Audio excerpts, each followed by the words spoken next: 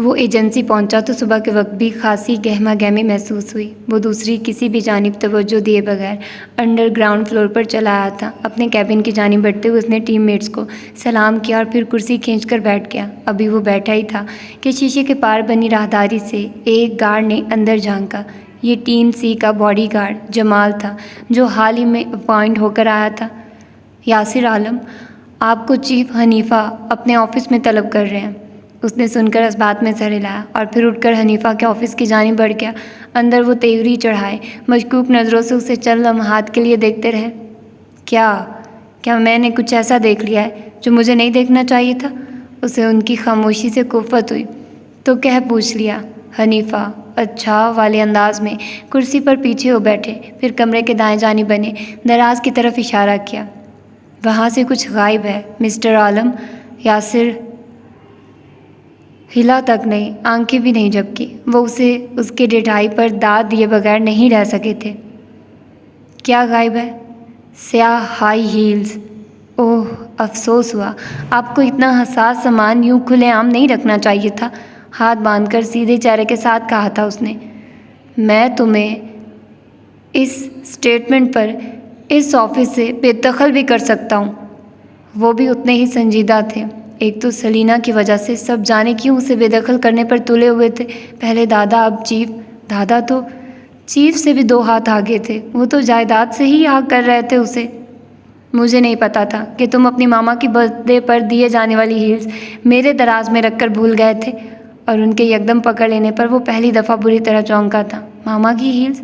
ये बात उसने अपनी टीम से कही थी और ये बात यहाँ तक पहुँच गई थी। चीफ हनीफा के ऑफिस के पार दरवाजे से कान लगाकर बातें सुनते वो तीनों एक दूसरे को देख रहे थे। उनसे गड़बड़ हो गई थी। अंदर खड़े यासिर ने गहरा सांस लिया। अब बातें घुमाने से कोई अफाका नहीं होना था। हील्स मैंने ही निकाली थी। बिल्कुल, सीसीटीवी में तुम वाज़ेह तौर पर हील्स लेकर भागते हुए नज़र आ रहे हो। क्या तुम फुटेज हज़फ करना भूल गए थे? वह हैरान थे। मुझे याद था, डिलीट करना ज़रूरी नहीं लगा। क्यों चाहिए थी हील्स? हनीफा ने सीधे होते हुए अहम सवाल किया था उससे। सलीना की हील्स टूट गई थी। तुम उसे अपने जूते दे सकते थे, लेकिन फिर मैं हील्स नहीं पहन सकता था। दरवाजे के पार मौजूद शेर और जार की दबी दबी सी हंसी गूंजी थी। बहुत से गार्ड्स भी अब के उनके साथ रुकने लगे थे। यासिर और हनीफा की बातें, बाहमी गुफ्तगू हमेशा बहुत मज़े की हुआ करती थी। तुम दूसरों की परवाह तो नहीं करते, जाने देते उसे नंगे पैर। और इस दफ़ा वो जैसे कुछ बोल नहीं सका था। उन्होंने बगैर उसका खामोश चेहरा देखा था। खैर, क्या हील्स उसे पूरी आ गई थी? अगले ही पल वो सरसरी सा बोले तो यासिर ने सर हिलाया। जी बिल्कुल, ऐसे जैसे वो उन्हीं के लिए ली गई थी। उसके जवाब पर जाने क्यों उन्होंने खुश्क होते हलक के साथ थूक निकला था। जा सकते हो तुम, और आइंदा ऐसी कोई हरकत नहीं होनी चाहिए। मेरे ऑफिस में दाखिले की इजाज़त दिए जाने पर नाजायज़ फ़ायदा मत उठाओ। गज़ब खुदा का, एक सीनियर गार्ड का रवैया इतना गैर सीनियर। वो बुड़बड़ा रहे थे। यासिर पलट आया। जो ही दरवाज़ा खोला तो वो तीनों जो कान लगाए हुए थे अंदर गिरते गिरते बचे। उसे देखकर शेर और जार ज़बरदस्ती मुस्कुराए थे। साहिर ने तो इसकी भी ज़हमत नहीं की थी। तुम तीनों क्यों हो आखिर मेरी ज़िंदगी में? उसने दांत पीस कर कहा और उन्हें घूरता हुआ बाहर चला आया। वो तीनों उसके पीछे आए थे। क्या आप सलीना से मिले थे? शेर ने मुतजस्सिस होकर पूछा तो वह एकदम पलटा। एक तो उसके आसपास मौजूद हर मर्द सलीना का फ़ैन क्यों था आखिर? वो डरकर 2 कदम पीछे हटा था। उसने उंगली उठाकर उसे दिखाए। उस औरत की बात मत करना मेरे सामने। उसने घूरकर तनबीह की थी। शेर ने डरकर ज़ोर से सर हिलाया था। सलीना के मुतालिक जो भी बात करेगा अब जबड़े पर मुक्का खाएगा, यकीनन उससे। वो ऑफिस में दाखिल हुआ और बुरे मूड के साथ कुर्सी खींच बैठा। उन तीनों ने एक दूसरे को एक साथ देखा था। अभी उससे बात करने का मतलब एक सीरियस पंच का सामना करने को दावत देना था, और वो तीनों ही ऐसी दावत से घबराया करते थे। वो आज फिर से स्याह लिबास ज़ेबतन किए एजेंसी चली आई थी। सिल्क का स्याह खूबसूरत लिबास जो उसके टखनों से ज़रा ऊंचा था। गले में मौजूद सफ़ेद नाजुक सा चौकर और एक कलाई में बारीक सा ब्रेसलेट। कानों में टोप्स पहने, शहद रंग बालों को एक तरफ डाले, वो बारीक स्याह हील्स में एतमाद से चलती नज़र के ऑफिस की जानिब बढ़ रही थी। जौलिया जो अपने सेक्रेटरी के साथ मुखालिफ सिमत में बने ऑफिस की तरफ जा रही थी, लम्हे के 1000वें हिस्से में चौंक कर ठहरी। शहनाज भी उसे रुकता देखकर बेसाख्ता रुकी थी। स्याह मफलर जो यासिर उस दिन उसके मना करने पर भी अपने साथ ले आया था, वो पलटी और फिर उसी तेज़ी से आगे बढ़ाई। सेलिना को आवाज़ देकर रोका। Excuse me. वो नज़ाकत से पलटी थी। उसे देखकर सवालिया सा भ्रू उचकाया। जी, ये मफलर आपका है? वो उसके सवाल पर जज्बुज हुई थी। फिर सर नफ़ी में हिलाकर गले में मौजूद चौकर पर पहने मफलर को उतारा। हल्का सा मुस्कुराई। वो एक्ट्रेस थी। ये गार्ड ने मुझे दिया था, फ़ैन था मेरा, मैंने सोचा रख लेती हूँ, मज़े से कहा तो जौलिया इंटरेस्ट के कदमों तले मौजूद ज़मीन लम्हे भर को हिल सी गई। यासिर आलम? सेलिना मजहर का फ़ैन था। उसे अपने कानों से धुआं निकलता महसूस हो रहा था। सेलिन ने नासमझी से उसका सुर्ख पड़ता चेहरा देखा। क्या कोई इशू है? और इससे पहले कि वो कुछ समझ पाती, जौलिया आगे बढ़ी और उसके हाथ से मफलर खींचा। वो इसकी हरकत पर शशदर रह गई थी। शहनाज भी चौंक सी गई थी। उसने कहा वो तुम्हारा फ़ैन है? उसकी मजाक उड़ाती नज़रें सेलिना को बहुत बुरी लगी थी। जी, क्या वो मेरा फ़ैन नहीं हो सकता? I mean, इतनी चीप चीज़ें पसंद तो नहीं करता वो। उसका अंदाज़ बहुत बुरा था। चीप किसको कहा आपने? अपने आप को देखा? ऐसे मफलर खींचती हुई आप ज़्यादा चीप लग रही हैं। उसने भी उसी तेज़ी के साथ उसके हाथ से मफलर खींचा था। जौलिया को उसकी जुर्रत पर जैसे यकीन नहीं आया। उसने आगे बढ़कर उसके हाथ से दोबारा मफलर खींचा और फिर उसे मुस्कुरा कर देखा। अब ये फैसला आपका फ़ैन बॉय ही करेगा कि उसने ये आपको खुद दिया था या नहीं। उसी के साथ वो तेज़ी से पलटकर अंडरग्राउंड जाती लिफ्ट की जानिब बढ़ी। सेलिना भी उसी तेज़ी के साथ उसके पीछे आई थी, लेकिन लिफ्ट बंद हो चुकी थी। उसने बटन दबाया। जवाब नदारद। उफ, एक तो यहाँ की लिफ्ट्स के ऑफिशियल कार्स। वो तेज़ी से जीनों की जानिब भागी थी। अगले कहीं लम्हात में जौलिया यासिर के सर पर खड़ी थी। उसके हाथ में स्याह मफलर भी था। फ्लोर पर काम करते तमाम गार्ड्स यासिर के कैबिन के दरवाजे पर खड़े थे और तमाशा बस शुरू ही होने वाला था। आज से पहले कोई एक्ट्रेस यूँ नीचे नहीं आई थी। ये पहली दफ़ा था, इसीलिए सबकी दिलचस्पी का मरकज़ था। ये मफलर तुमने दिया था उस एक्ट्रेस को? How dare you? वो उस पर घर्राई। उसी पल सेलिना हांफती कांपती जीनों का दरवाज़ा खोलकर फ्लोर पर आई थी। उसे देखते ही गार्ड्स के दरमियान शोर सा मच गया। किसी ने उसे देखकर ब्यूटी क्वीन का नारा भी लगाया था। कोई कहता नहीं था, लेकिन वो उन सब गार्ड्स के दिलों पर राज करती थी। सेलिना मज़हर आ रही हैं, किसी ने चीफ हनीफा को इतला कर दी थी। वो हैरत ज़दा से अपने ऑफिस से उठाए। कैबिन के बाहर लगा रश उसे देखते ही छट गया था। वो सब दरमियान से हटे। स्याह बारीक हील्स की टक टक के साथ वो अंदर दाखिल हुए। कंधे पर पड़े बाल पीछे झटके तो शेर हसन को दिल का दौरा पड़ते पड़ते रह गया। वो सेलिना थी, ये जिसके पास ऑफिशियल कार्ड तक नहीं है। तुमने ये मफलर इसे दिया था, मुझ पर इसे फौकियत दी थी। सेलिना पर एक नाकदाना निगाह डालकर बोलती जौलिया ने अच्छा नहीं किया था। स्याह लिबास वाली लड़की आगे बढ़ी और उसके हाथ से मफलर ज़ोर से खींचा। उसकी जुर्रत पर पीछे से गार्ड्स की दबी दबी हू की आवाज़ गूंजी थी। मैंने कहा ना, ये गार्ड मेरा फ़ैन है। फैंस अपने आर्टिस्ट को तहाइफ दे सकते हैं मिस जौलिया। वो दोनों यासिर के सर पर खड़ी लड़ रही थी और वो बंद लबों के साथ सामने देखता हुआ बिल्कुल खामोश बैठा था। इसका फ़ैसला ये करेगा, बताओ तुम इसके फ़ैन हो या नहीं? जौलिया जब से बंद लबों के साथ बैठे यासिर की जानी पलटी थी। वो अपनी जगह से उठ खड़ा हुआ, एक तरफ हाथ बांधकर खड़ी सेलिना पर निगाह डाली और फिर जौलिया को देखा। ये मैंने ही इन्हें दिया था। उसके कहने पर पीछे खड़े गार्ड्स ने एकदम उसे सराहा था। ओए होए, व्हाट? तुमने मेरे बजाय इसे मफलर दिया? ये एक मफलर है, कानून का ख़जाना नहीं जिस पर इतना सीन क्रिएट किया जाए। सेलिना ने अब्रू तान कर कहा। मुझे यकीन नहीं आ रहा कि तुम इतने चीप हो सकते हो। इस फ्लॉप एक्ट्रेस में देखा क्या है तुमने? और ये हद थी। स्याह सिल्क के लिबास वाली लड़की आगे बढ़ी और उसने वो किया जो कभी फरामोश किया जाने वाला नहीं था। उसने जौलिया एंड्रस को बालों से पकड़ा था और अब वो उसके बाल छोड़ने पर राज़ी नहीं थी। दी बिच सेलिना, बहुत बकवास हो गई। जौलिया ने भी जवाबन उसके बाल पकड़े थे और अगले पल अब सारे गार्ड्स उन्हें छुड़ाने के लिए आगे भागे थे। यासिर ने उन दोनों को अलग करना चाहा, लेकिन नाकाम रहा। वो दो लड़ते हुए लड़कों को तो अलग कर सकता था, लेकिन दो लड़ती हुई लड़कियों को अलग करना उसके बस की बात नहीं थी। मैं तुम्हारे सारे बाल निकाल दूंगी गंजी जौलिया। वो दांत कचकचाती पूरी कुव्वत से उसके बाल खींचती हुई बोली थी। उसने भी जवाबन उसके बालों को ज़ोर से खींचा था। एकदम ही फ्लोर पर शोर हंगामा समझ गया था। लड़ाई पूरे ज़ोरों शोर से जारी थी। ही इज़ माइन, जौलिया चिल्लाई तो सेलिना ने गर्दन झटकी। In your dreams. ये सब क्या हो रहा है आखिर?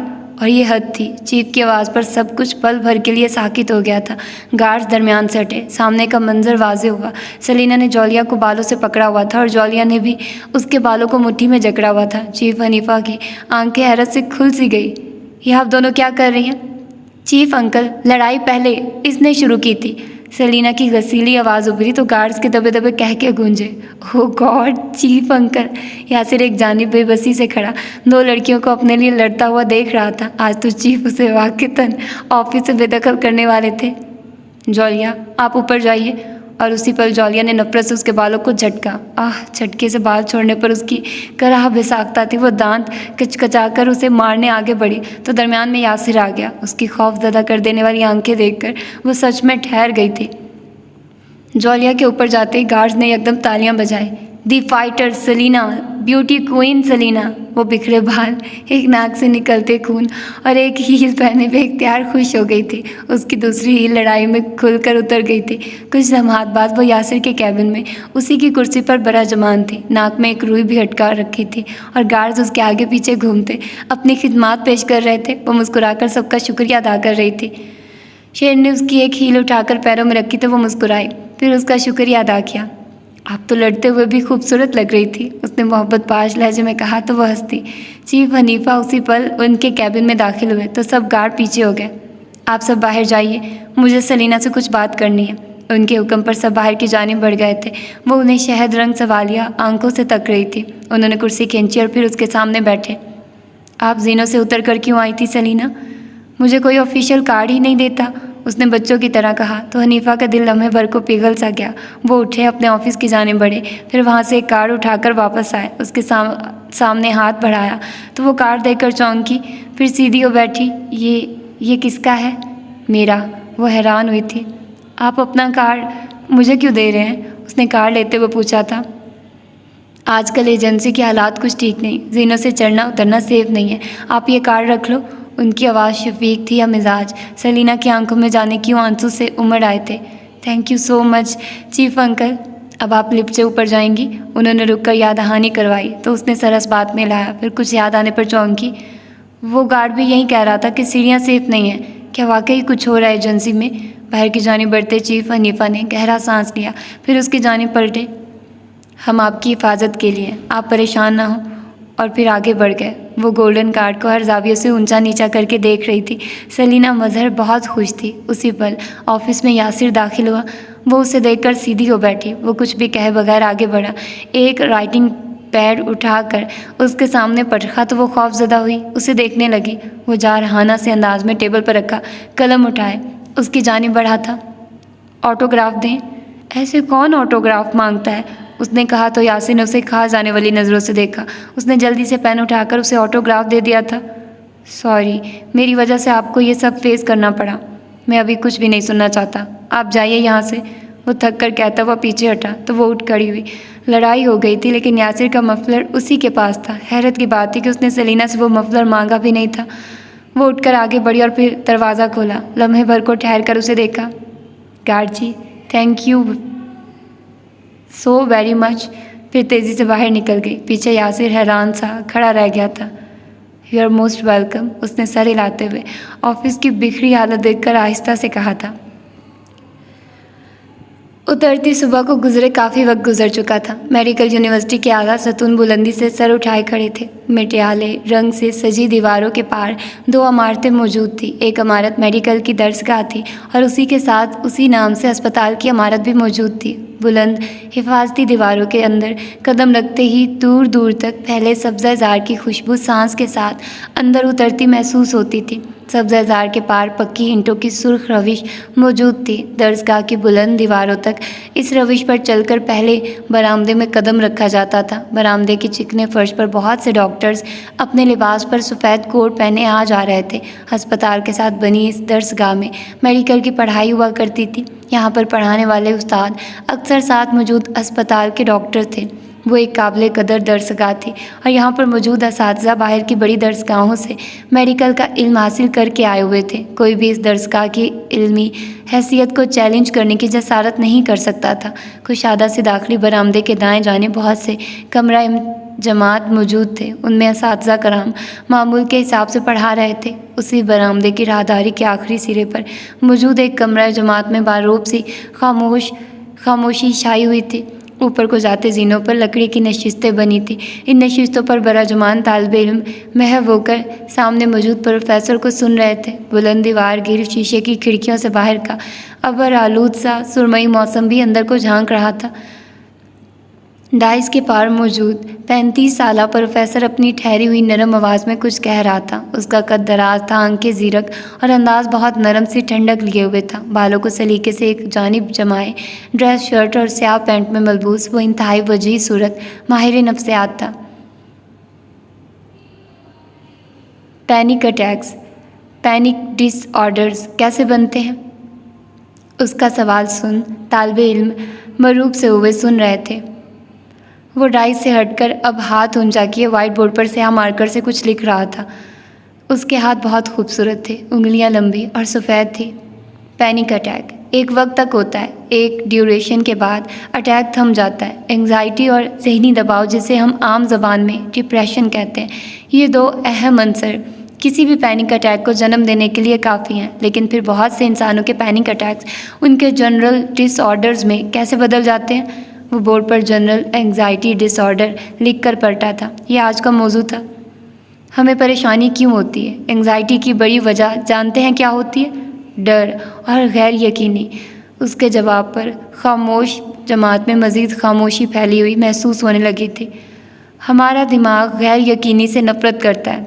अनसर्टेनिटी एंड फियर हमारे दिमाग के लिए किसी दीमक की तरह का काम करते हैं। जैसे ही हम किसी वाक़ये, आने वाले कल या फिर पूरी मालूमात ना होने की वजह से अनसर्टेनिटी का शिकार होते हैं तो हमारा दिमाग एकदम डर जाता है। इसीलिए हम फ़ौरन से इस गैर यकीनी को ख़त्म करने के लिए आगे बढ़कर मालूमात इकट्ठी करने लगते हैं।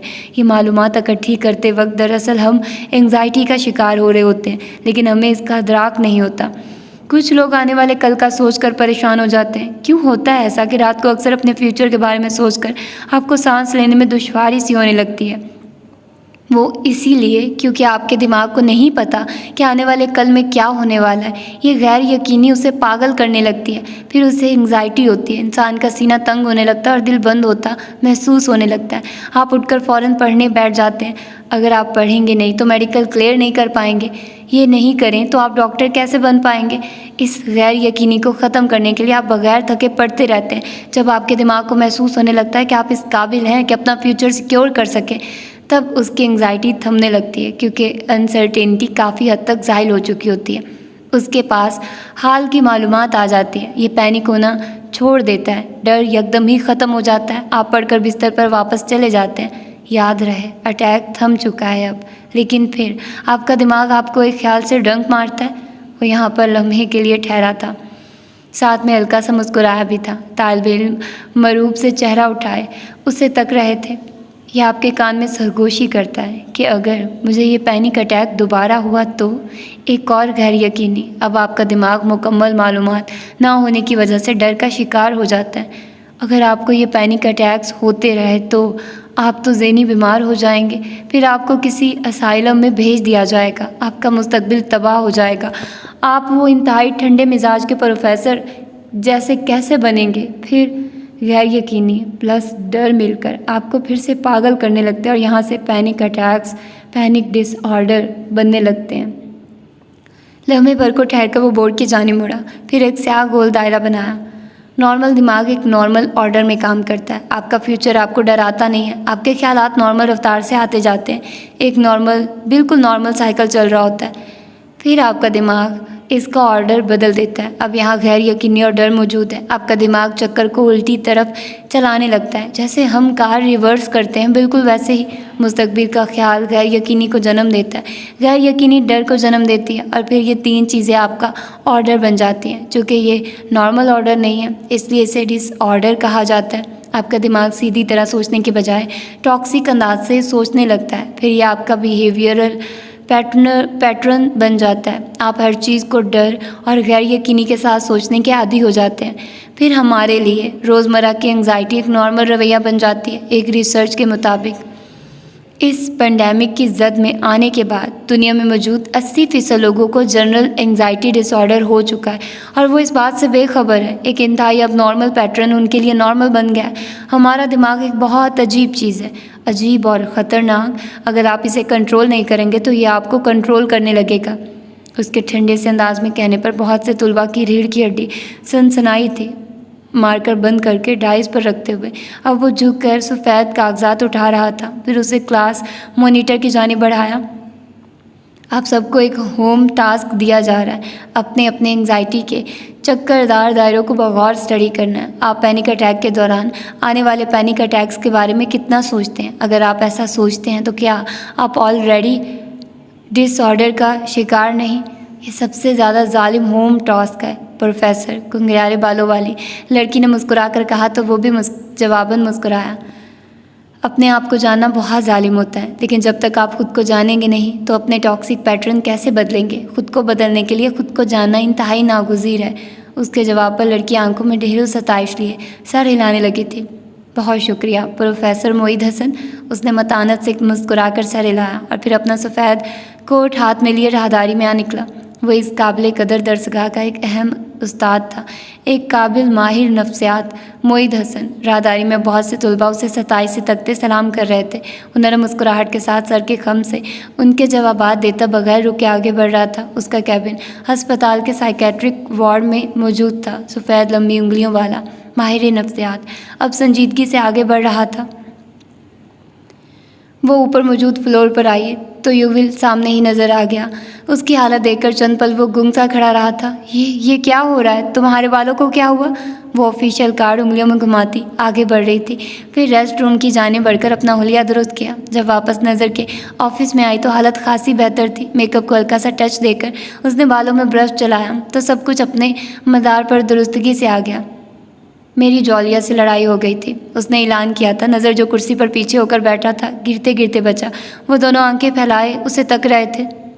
उसने मुझसे बदतमीज़ी की तो मैंने उसके बाल नोच लिए, कंधे अचकाकर कहा, जैसे ये तो कोई मसला ही ना हो। नज़र ने बामुश्किल अपने बढ़ते ब्लड प्रेशर को नॉर्मल रखा था। सलीना, तुम्हारे हालात ऐसे नहीं है कि तुम इतनी अमीर एक्ट्रेस से लड़ती फिरो। अगर वो तुम पर फाइन फाइल कर देगी तो देने के लिए पैसे नहीं होंगे तुम्हारे पास। बेहतर यही है कि खामोश रहकर अपना काम किया जाए। उसने मुझे सब गार्ड्स के सामने फ्लॉप एक्ट्रेस कहा था। भाई, ये कोई बात नहीं होती, उसने भी जवाबन उसी खफगी से कहा तो नज़र ने गहरा सांस लिया। फिर मज़ीद बहस को टालकर दराज में से कुछ निकालने लगा। अगले ही पल वो उसकी जानिब कुछ बढ़ा रहा था। Official card. सलीना ने एक झटके से उसे कार्ड झपटा था। वाह वाह वाह, पहले एक कार्ड नहीं मिल रहा था, अब तो दो दो हो गए हैं। वो दोनों को निगाहों के सामने किए बच्चों की तरह बच्चों की सी खुशी से कह रही थी। युविल उसकी खुशी देखकर बेसाख्ता ही मुस्कुराया था। अलबत्ता नज़र की पेशानी पर इस्तेफामिया से बल नमूदार हो गए थे। ये दूसरा कार्ड कहाँ से आया? चीफ अंकल ने दिया है अपना कार्ड, जताकर उसके गोश्त गुजार किया तो वो गहरा सांस भरकर रह गया। वो इन दो कार्ड्स को देख देख कर नहीं थक रही थी। फिर अलविदाई कलमात कहकर युविल के साथ बाहर की जानिब बढ़ गई। एक डायरेक्टर ने हमसे तुम्हारे मुतल्लिक राब्ता किया। हो सकता है कि उसका सेक्रेटरी तुमसे कुछ दिनों तक राब्ता करे। अगर उनका फ़ोन आया तो फ़ौरन हामी भर लेना। लीड रोल की बात कर रहे थे वो उसकी जानिब खुशी से चमकती आंखें लिए देखती रही। फिर मुस्कुराकर सर हिलाती लिफ्ट की जानिब बढ़ गई। ऑफिशियल लिफ्ट का ख्वाब पूरा हुआ चाहता था। युविल उसकी खुशी पर मुस्कुराता हुआ उसे हाथ हिला रहा था। वो भी पुरजोश सी हाथ हिलाती रही। लिफ्ट के दरवाजे बंद हुए तो युविल पलट आया। नज़र अपने ऑफिस में परेशानी से बराजमान था। चीफ ने अगर खुद ही उसे काट देना था तो हमसे इतना रिस्की काम करवाने की क्या ज़रूरत थी? युविल ने अंदर आते ही पूछा तो नज़र ने लाइल्मी के बायस सर नफ़ी में लाया। चीफ का रवैया उसके लिए भी सवालिया निशान था।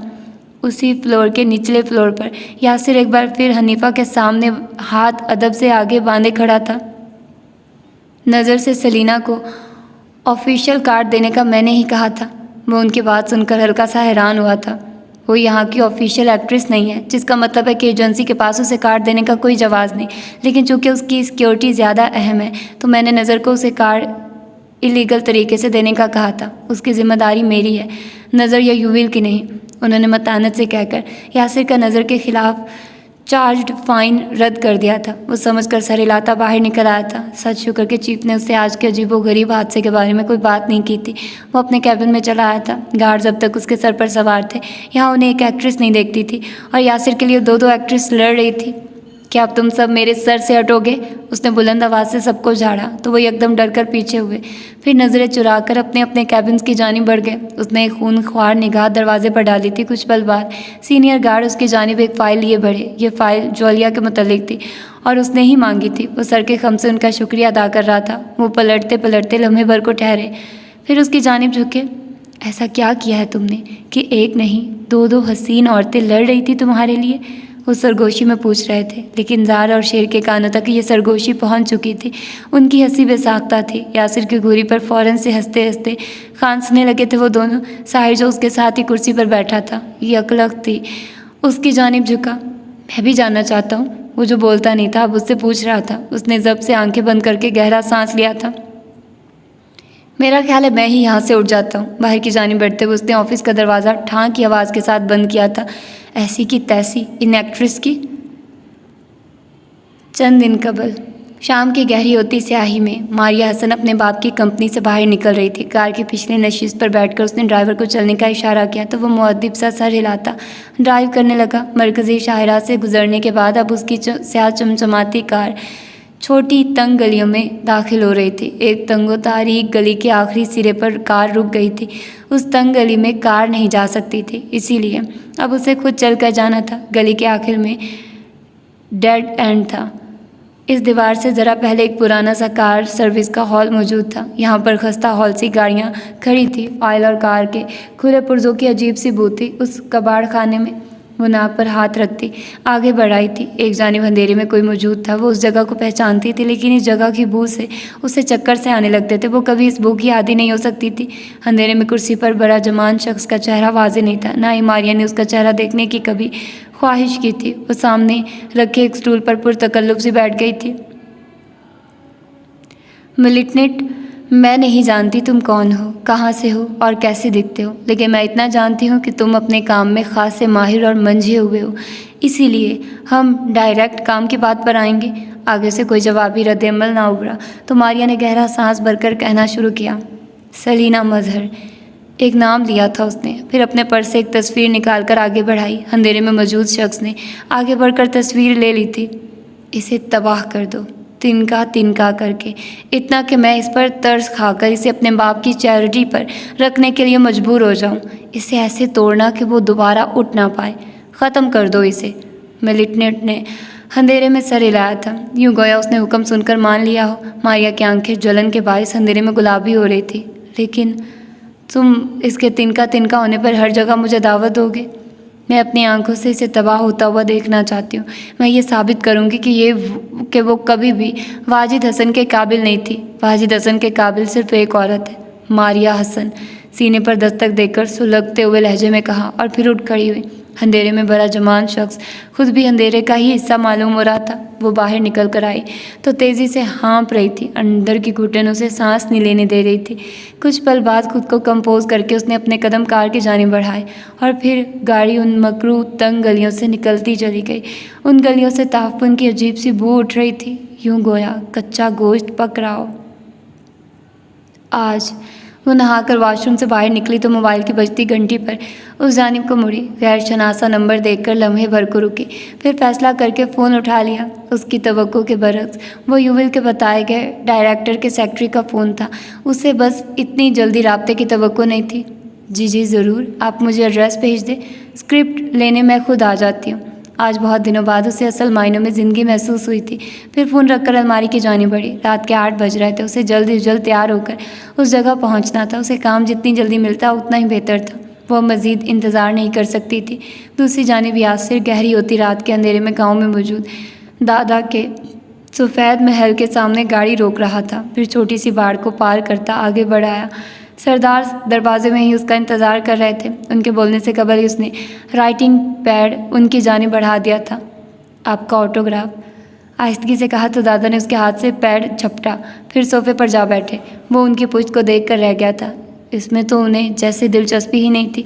उसने सर हिलाया और फिर अपने कमरे की जानिब बढ़ाया। शावर लिया तो तबीयत कुछ बहाल हुई। आज बहुत थका देने वाला दिन था। जीन्स पर स्याह बटन शर्ट पहने और वो आस्तीनें कूनियों से मोड़ रहा था। फिर मोबाइल उठाता कमरे से बाहर चला आया। खुश हैं अब आप? उसने पूछा। बहुत, सरदार की आवाज़ खुशी से भराई हुई थी। वो ऑटोग्राफ को हर जाविये से देख रहे थे। उन्हें ऐसे देखकर लम्हे भर के लिए उसे सलीना याद आई थी। वो भी अपना कार्ड ऐसे ही हर तरफ से देख रही थी। कुछ खाना देंगे या फिर ऑटोग्राफ पर ही गुजारा करना पड़ेगा मुझे, उसने सोफे पर बैठते हुए कहा तो दादा हंसकर सर हिलाते उठे। वो आज बहुत खुश थे। किचन से उठा पटाख की आवाज़ों पर वो हल्का सा मुस्कुराया, फिर मोबाइल निगाहों के सामने किया। अगले ही पल मुस्कुराहट गायब हुई। उसकी माँ का पैगाम सामने ही जगमगा रहा था। उसने अंगूठा रखकर पैगाम खोला। सांस जैसे रुक सा गया था। एक लम्हे के लिए बचपन की एक स्याह रात नज़रों के सामने लहराई थी। 9090 C14। वो अगले ही पल उठकर तेज़ी से बाहर की जाने भागा था। सरदार ने उसे बाहर भागते देखकर आवाज़ें दी, लेकिन वो कार तेज़ी से रिवर्स करता जाने कहाँ जा रहा था। निक सिक से तैयार हुई सलीना ने एड्रेस देखने के लिए पैगाम खोला तो आंखें लम्हे भर को फैल सी गई। यह एड्रेस स्क्रिप्ट लेने के लिए इंतहाई गैर मुनासिब था। अगले ही पल सेक्रेटरी के नंबर से कॉल आने लगी तो उसने बामुश्किल मुस्कुराकर कॉल उठाई। नहीं नहीं, मैं आ रही हूँ, प्लीज़ आप ये रोल किसी और को मत दीजिएगा, उसने मिन्नत की थी। फिर अगली कोई भी बात सोचे बगैर बाहर की जानी पड़ी। उसे बहुत से कड़वे घूंट पीने होंगे। वो ऐसे ही अपने पैरों पर खड़ी नहीं हो सकती थी। पार्किंग एरिया में मौजूद उसकी कार का टायर बरस्ट था। उसे चालों न चार टैक्सी लेकर ही जाना था। वो परेशानी से खुले बाल पीछे करती बाहर की जानी बढ़ी थी। शहर की तारीक गलियों में मौजूद कैफ़ेज़ तले बड़े बड़े क्लब्स मौजूद थे। उन क्लब्स में दुनिया जहान के फहश, बारसूख, माफिया और सियासतदान आया करते थे। उसकी माँ ने सरदार को बताया था कि वो यासिर को बुलाने के लिए किसी भी हद तक जा सकती थी और उसने यही किया था। यासिर के पास पैगाम में मौजूद नंबर उस क्लब में मौजूद एक चैम्बर का नंबर था। वो शराब के नशे में धुत लोगों की जगह थी। वो अपनी माँ से जितनी भी नफरत करता, लेकिन वो उन्हें यहाँ एक पल के लिए भी अकेला छोड़ने का सोच नहीं सकता था। कार गली में एक जानिब रोककर वो एक कैफ़े के अंदर भागा, फिर निचले जीनों पर तेज़ी से उतरने लगा। लड़कियां नाजेबा लिबास जेबतन किए, नशे में गर्क मर्दों को सहारा दिए ऊपर नीचे जा रही थी। उसने दरमियानी हॉल में पहुंचकर एक पल को सांस लिया। वो उस जगह को पहचानता था। हर रंग की बत्तियां जल रही थी क्लब में।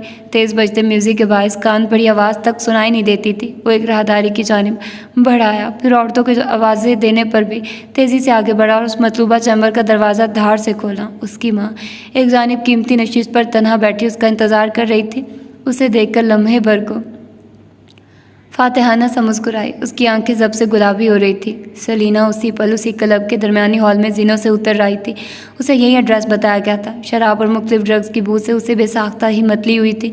वह मुश्किल गहरा सांस लेती। वो मतलूबा राहदारी की जानिब बढ़ाई थी। मोबाइल पर जगमगाता चैम्बर का नंबर देखकर उसने थूक निकला और फिर बचती बचाती आगे बढ़ाई। मैंने कहा था ना कि मैं तुम्हें बुलाने में हमेशा कामयाब हो जाती हूँ। तुम मुझसे इनहराफ नहीं कर सकते। वो उठकर उसके पास चली आई थी। चैम्बर के अंदर बजते म्यूज़िक की महज धमक सुनाई दे रही थी। कमरे के दरवाजे दीवारें ऐसे डिज़ाइन की गई थी कि बाहर का म्यूज़िक अंदर मौजूद नफूस की गुफ्तगू में हायल नहीं हुआ करता था। आप कभी कामयाब नहीं होगी, कभी भी नहीं। उसने अगले पल उन्हें हाथ से थामा और बाहर निकल आया, लेकिन राहदारी में जो उसने देखा वो उसके कदम जंजीर कर देने के लिए काफ़ी था। सलीना को एक नशे में धुत शख्स चैम्बर के अंदर ज़बरदस्ती घसीट रहा था। वो उसे अपना बाजू बामुश्किल छुड़ाती शायद रो रही थी। उसके साथ स्क्रिप्ट के नाम पर स्कैम हो गया था। यकायक उसकी नज़र यासिर पर पड़ी तो वो साकित सी हो गई। सुल्ताना भी यासिर के रुक जाने पर चौंक कर रुक गई थी। फिर उसकी नज़रों ने यासिर की नज़रों के ताक़ु में देखा। साकित हुई सलीना पर नज़र पड़ते ही वो हैरान हुई थी। यासिर ने नज़रअंदाज किया और सुल्ताना को अपने साथ लिए आगे बढ़ाया, लेकिन फिर वो आगे नहीं बढ़ सका। दो शहद रंग आंखें उसे बहुत उम्मीद से तक रही थी। नशे में धुत शख्स उसे गालियाँ देता बुरी तरह अंदर घसीट रहा था। उसने आंखें जब्त से बंद की और फिर सुल्ताना का हाथ छोड़कर पूरी कुव्वत से मुखालिफ सिमत में भागा। एक ज़ोरदार लात उछलकर उस शख्स के सीने पर मारी तो वो लड़खड़ाकर बुरी तरह पीछे जा गिरा। एक पल को जैसे हर शहर रुक सी गई थी। उसने एक लम्हे को पलटकर जख्मी आंखों से सलीना को देखा था, फिर गहरे गहरे सांस लेता आगे बढ़ा और गिरे शख्स को गिरबान से खींचकर उठाया। Let me teach U A fucking lesson. उसने अगले ही पल उसके जबड़े पर एक ज़ोरदार मुक्का मारा था और फिर जब तक उसने उसका जबड़ा फाड़ नहीं दिया तब तक मारता रहा। बजते म्यूज़िक के बाइस किसी को भी उस चीखते शख्स की आवाज़ नहीं जा रही थी। नीली पीली रोशनियों में सब जैसे खून आलूद हो गया था। वो अगले ही पल पेशानी से पसीना साफ करता मुड़ा। सलीना को जारहाना से अंदाज में कूहनी से थामा और अपने साथ घसीटता हुआ आगे बढ़ा। वो उसके साथ खींची चली जा रही थी। राहदारी के सिरे पर ठहर कर दूसरे हाथ से उसने अपनी माँ को भी कूहनी से थामा और फिर पत्थर चेहरा लिए दोनों औरतों को थामे क्लब के मकरू माहौल से उन्हें बचाता हुआ निकाल आया। क्लब की एलीट कुर्सी पर बैठी कड़वा मशरूब हलक से उतारती मारिया हसन ने दिलचस्पी से उस शख्स को देखा था। उस शख्स ने सेलिना को बचाकर उसका बना बनाया खेल बिगाड़ दिया था। फिर वो जहर खन सा मुस्कुराई। उस बजते म्यूज़िक में भी वो कुछ गुनगुना रही थी। वो रॉबर्ट फ्रॉस्ट की एक नज़म थी, कार डाइम। फिर ठहर कर मुस्कुराती हुई उठ खड़ी हुई। गुनगुनाहट अब तक जारी थी, be happy happy happy and seize the day of player. इस नज़म से कोई कैसा भी मतलब निकालता, लेकिन जो जालिम और खौफजदा कर देने वाला मतलब मारिया ने उससे अख्ज़ किया था वो किसी भी इंसानी ज़िंदगी में काबिल कबूल नहीं था। एक ही सतर बार बार गुनगुनाकर आगे बढ़ती वो अब तक मुस्कुरा रही थी। उसके लिए असल खेल अब शुरू हुआ था। मामा, बाबा बहुत बीमार हैं। मैं बहुत अकेला और डरा हुआ हूँ। बाबा चल नहीं सकते। पापा अब कभी नहीं उठ सकते। मामा, क्या आप मुझे सुन रही हैं? अस्पताल के काउंटर पर रखे फ़ोन पर का एक सिरा कान से लगाए उसकी हथेलियों में पसीना आ चुका था।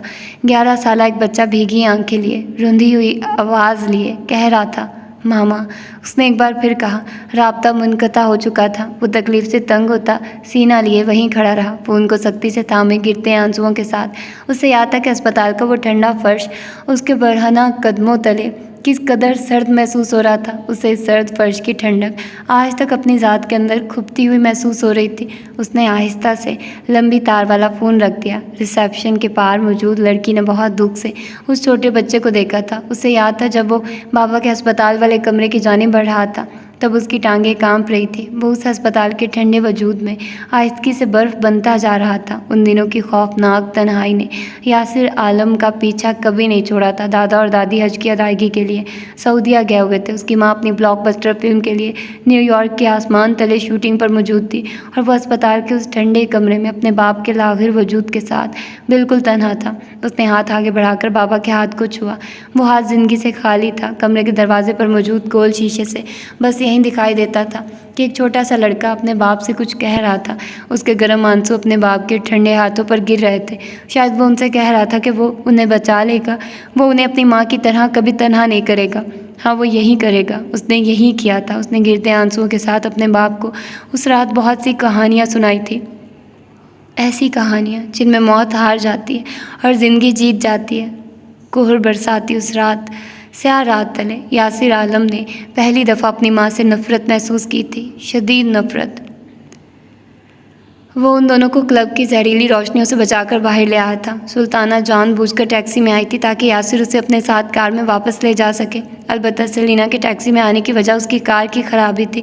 उसने बगैर कुछ कहे आगे बढ़कर अपनी गाड़ी का पिछला दरवाज़ा खोला। सुल्ताना ने गहरा सांस लिया और फिर अंदर जा बैठी। सेलिना अलबत्ता उसकी जानिब घूमी थी। कार्ड, मैं खुद चली जाऊंगी। उसकी रंगत सफ़ेद और आंखें खुश्क थी, लेकिन वो फिर भी असाब पर काबू पाए उससे कह रही थी। यासिर की ठंडी आंखों ने लम्हे भर के लिए उसे देखा और फिर उसने अगले ही पल उसे कलाई से पकड़कर अंदर बिठाया। वो उसके सख्त चेहरे को देखकर जैसे कोई मज़ाहमत नहीं कर पाई। गाड़ी तेज़ी से बाहर रिवर्स करते हुए वो उन दिनों को उन मकरू गलियों से निकाल लाया था। कार में तनाव से भरपूर खामोशी फैली थी। यासिर पत्थर चेहरा लिए ड्राइव कर रहा था। सुल्ताना संजीदा चेहरे के साथ खिड़की से बाहर देख रही थी। गाहे बगाए वो साथ बैठी सेलिना पर एक नापसंदीदा निगाह भी डाल लेती थी। इस लड़की की वजह से आज का सारा लायाअमल बेकार जा चुका था। उसका मूड सख्त ख़राब हो रहा था। सेलिना का चेहरा सफ़ेद और धड़कन मामूल से ज़्यादा बढ़ी हुई थी। पिछले वाक़ये का असर अब तक उसके ऊपर मौजूद था। कहीं पैरों की ड्राइव के बाद यासिर अब सुल्ताना के बंगले के सामने कार रोक रहा था। उसने उसे अपनी कार से उतरने तक के लिए नहीं कहा था। उसके लब यूँ बंद थे गोया क़यामत तक बोलने का इरादा न रखते हो।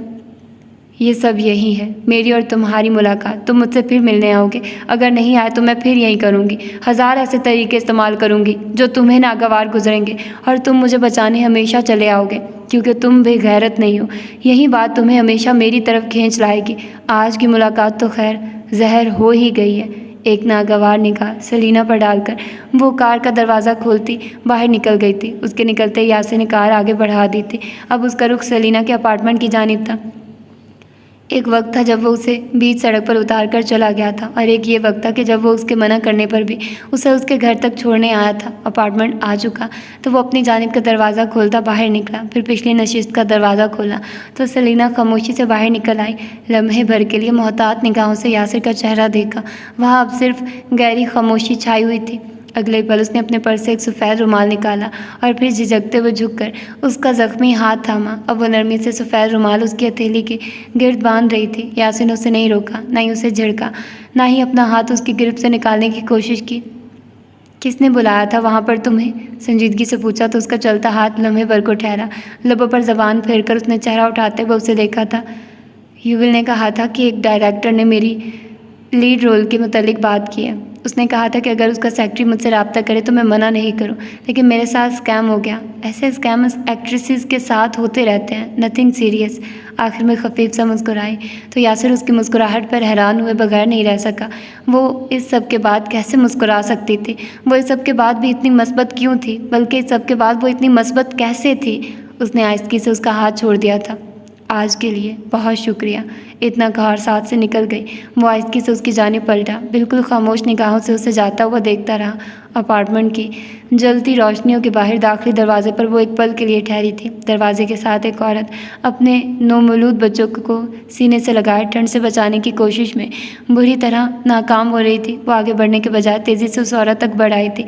अब वो झुककर उससे कुछ कह भी रही थी। चेहरे पर फिक्रमंदी और लहजे में नरमी लिए वो उस औरत से यहाँ ऐसे बैठने की वजह पूछ रही थी। शायद वो उसे देखे गया। अगले पल वो तेज़ी से आगे बढ़ी। फिर कई लम्हात बाद जब वो वापस आई तो उसके हाथ में एक तयशुदा कंबल मौजूद था। अपार्टमेंट के अंदर ऐसे लोगों का दाखिला ममनू था। अब वो उस औरत के ऊपर कंबल खोलकर डाल रही थी। साथ ही वो कुछ खाने की अशिया भी ले आई थी। कुछ लम्हात उस औरत से बात करने के बाद वो अंदर की जानिब बढ़ गई थी।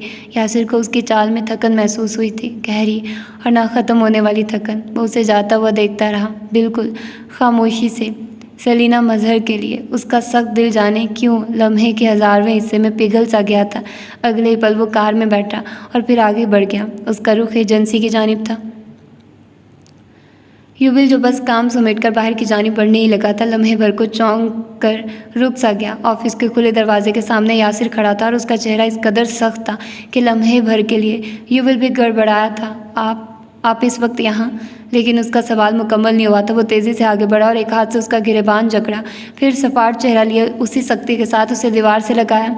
युविल की आंखें पूरी तरह खुल गई थी। उसे यासिर का ऐसा रवैया समझ नहीं आया था। सेलिना को किस डायरेक्टर से रब्ते का कहा था तुमने? उसकी सुरमई आंखें स्याह महसूस हो रही थी, आवाज़ ठंडी और ठहरी हुई थी।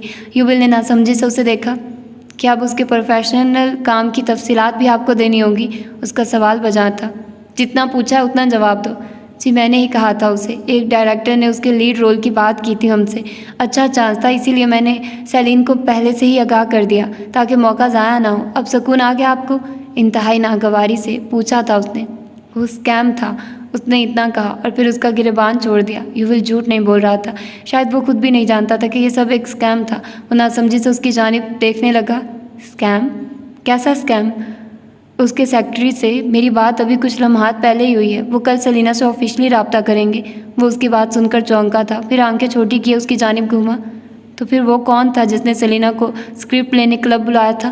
और अब चौंकने की बारी युविल की थी। वो आंखें फैलाए हैरत से उसे तकने लगा था। व्हाट? कौन सा क्लब? सेलिना क्यों गई थी वहाँ? स्क्रिप्ट तो अब तक उनके पास ही है। उसके आसपास खतरे की घंटियाँ बज रही थी। कोई हमारे अंदर ही मौजूद है। वो सेलिना के हर काम से वाकिफ़ है, इसलिए ऐसा स्कैम तश्कील देने में उसे कोई मसला नहीं हुआ। अब सेलिना उस डायरेक्टर से स्क्रिप्ट लेने कहीं भी नहीं जाएगी। अब वो यहाँ इस ऑफिस में उसे स्क्रिप्ट देने आएगा और तुम ये बात यकीनी बनाओगे कि वो खुद आकर उसे स्क्रिप्ट दे। आखिर में तनबीह की तो युविल भग से उड़ा। यासिर इतना कहकर आगे बढ़ गया था। युविल उसके पीछे भागता हुआ आ रहा था। मैं किसी डायरेक्टर को डिक्टेट नहीं कर सकता, वो मेरी बात नहीं मानेंगे। ये मेरा मसला नहीं है, लेकिन अगर अब सेलिना को किसी भी नाजेबा जगह पर बुलाया गया तो सबसे पहले तुम्हें शूट करूँगा मैं। उसकी धमकी पर युविल के 14 तबक रोशन हो गए थे। उसे जैसे लम्हे भर को कुछ समझ नहीं आया था। वो दोनों तेज़ी से लिफ्ट की जानिब बढ़ रहे थे। युविल उसके साथ था। मैं सच कह रहा हूँ, वो मेरी बात नहीं मानेंगे। सेलिना को अगर बुलाया गया तो मैं कुछ नहीं कर सकता सिवाय उनके हुक्म की तामील करने के। वो हामता हुआ कह रहा था। यासिर लम्हे भर को ठहरा तक नहीं। लिफ्ट के अंदर दाखिल होकर उसने बस एक लम्हे के लिए दरवाजे के पार खड़े युविल को देखा था। मैं सच में कुछ नहीं कर सकता, युविल ने बेचारगी से कहा था। डायरेक्टर के ऐसे किसी भी मुतालबे पर फ़ोन मुझे दे देना, बस इतना काम है तुम्हारा। आप क्या करेंगे और किस हैसियत से करेंगे? युविल को उसका संजीदा चेहरा खौफजदा कर रहा था। यासिन ने हाथ आगे बढ़ाकर लिफ्ट का बटन दबाया। दरवाजे दरमियान से जुड़ने के लिए आगे बढ़ने लगे। उसने उसके सवाल का जवाब नहीं दिया था। उसे बिला वजह के सवालात जहर लगते थे। दरवाज़ा दरमियान से बंद हुआ तो युविल गायब हो गया। लिफ्ट अब तेज़ी से नीचे जा रही थी। वो सीधे चेहरे के साथ खड़ा अब कुछ सोच रहा था। अस्पताल के साफ सुथरे से हिस्से में साइकेट्रिक वार्ड मौजूद था। बहुत से मरीज सफ़ेद फर्श पर रखे कुर्सियों पर इंतज़ार कर रहे थे। रिसेप्शन पर मौजूद लड़कियां फ़ोन कान से लगाए नरम लहजे में बोल रही थी। वहाँ गहमा गहमी थी, लेकिन शोर महसूस नहीं होता था। उसके कानों को ये ठंडी सी गहमा गहमी भली महसूस हो रही थी। आज उसने नीली जीन्स पर गुलाबी सी नरम स्वेट शर्ट पहन रखी थी। वो शर्ट खासी ढीली ढाली सी थी। उसकी आस्तीनें हथेलियाँ तक आती थी। शहद रंग बालों पर फूलदार रुमाल बांधे, आंखों पर बड़ा सा चश्मा लगाए, वो चेहरा झुकाए अपने नंबर का इंतज़ार कर रही थी। कुछ लम्हात बाद वो भी उठकर आगे बढ़ आई। दरवाज़ा धकेलकर अंदर दाखिल होते हुए वो खामोशी से अंदर चली आई थी। सामने बराजमान मोहित हसन ने लम्हे भर को चेहरा उठाकर उसे देखा था, फिर हल्का सा मुस्कुराया। उसकी मुस्कुराहट इतनी नरम गरम सी थी कि सलीना को अपनी ज़िंदगी के गरम थपेड़े थमते महसूस हुए थे। आप यहाँ क्यों आ गई? मैं आपको पर्सनल क्लिनिक में ट्रीट कर सकता हूँ, नरमी से मुस्कुरा कर कहा तो वो भी जवाबन हल्का सा मुस्कुरा दी।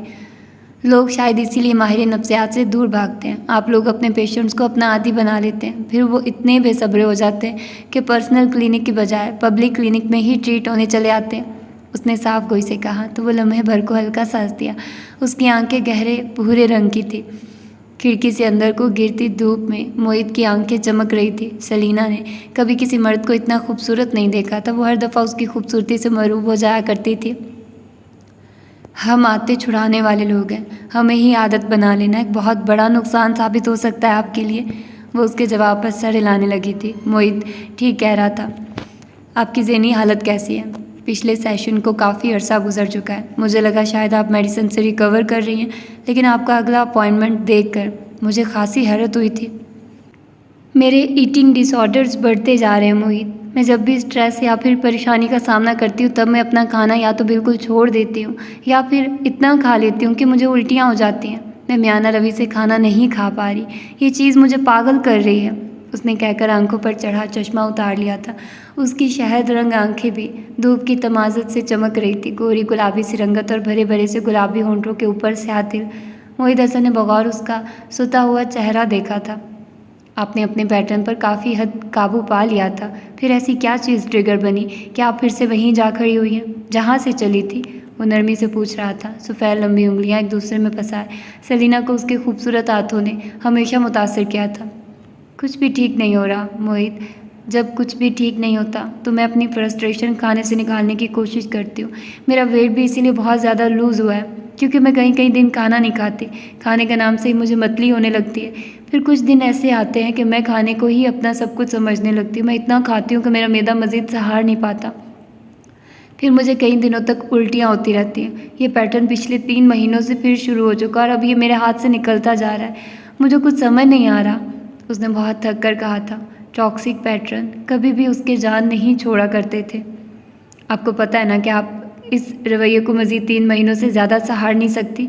उसके पूछने पर उसने किसी खफा बच्चे की तरह सर हिलाया था। मैं अपने आप को रोक नहीं पा रही मोहित। मेरा पैटर्न इतना मजबूत हो चुका है कि अब वो मुझे खुद गाइड करता है। ऐसा इसलिए होता है कि आप मामले को ठीक करने के बजाय आर्जी हल यानी खाने की जाने भागती हैं। आपको अपने मामलात से स्ट्रेस होता है। स्ट्रेस से अपने दिमाग को आज़ाद करने के लिए आप खाने का सहारा लेती हैं। खाना खाते ही आप अपने गम को भूलने लगती हैं। बस इन चंद लम्हात के सुकून के लिए आप इतना खा लेते हैं कि वो कह की सूरत बाहर निकल आता है। ये एक इंतहाई टॉक्सिक बिहेवियरल पैटर्न बन चुका है आपका। आप इसे ऐसे ही ख़त्म नहीं कर सकती। आपको इस मामले को सुधारना होगा जो इस पैटर्न को शुरू करने का बायस बनता है, वो संजीदगी से कह रहा था। मेरी वर्क लाइफ सबसे बड़ा ट्रिगर है मेरे लिए। आपकी फर्म में काम करती 50 से ज़ायद एक्ट्रेस ईटिंग डिसऑर्डर का शिकार है और इन सब का ट्रिगर सिर्फ एक चीज़ है, उनके इंतहाई स्ट्रेस्ड वर्क लाइफ। आप इस सब में अकेली नहीं हैं। एक्ट्रेसेस को ईटिंग डिसऑर्डर्स अक्सर हो जाया करते हैं। सरीना को उसकी बात सुनकर वाक़ईतन सुकून महसूस हुआ था। सिर्फ वो ही इस सब का शिकार नहीं थी बल्कि बहुत सारे लोग इस जाल में उसके साथ फंसे हुए थे। मैं इस पैटर्न से बहुत बेजार हो चुकी हूँ मोहित, प्लीज़ मेरी मदद करो। मुझे इस जाल से आज़ादी चाहिए। उसके लहजे में अजीब सी बेबसी थी। मोहित सर हिलाता पीछे हो बैठा था, फिर एक नोट पैड और पेन उसकी जानिब बढ़ाया। इस पर आपने खाने के अब नॉर्मल रवैये का एक नक्शा बनाना है। सबसे पहले इस नक्शे को ट्रिगर से शुरू करें। आपको क्या चीज़ अब नॉर्मल तरीके से खाने पर उकसाती है? दूसरी चीज़, आप खाना खाने के बाद कैसा महसूस करती है? हम इन रवैयों को बहुत तेज़ी से अपना पैटर्न बनाते हैं, जिन रवैयों का नतीजा हमें खुशी देता है या फिर स्ट्रेस से आज़ादी देता है, फिर चाहे वो आज़ादी चंद लम्हात की ही क्यों ना हो। सेलिना पैड पर कुछ लिख रही थी। स्ट्रेस, खाना, नतीजा, स्ट्रेस से निजात और गहरा नतीजा, तबीयत की खराबी। मैं इस पैटर्न को बहुत दफ़ा तोड़ चुकी हूँ, लेकिन ऐसा क्यों होता है कि ये बार बार मुझ पर पलट आता है? उसने पैड उसकी जानिब बढ़ाते हुए इस्तफसार किया तो मोहित हल्का सा मुस्कुराया, फिर अपनी गहरी भूरी आंखें उठाकर उसे देखा।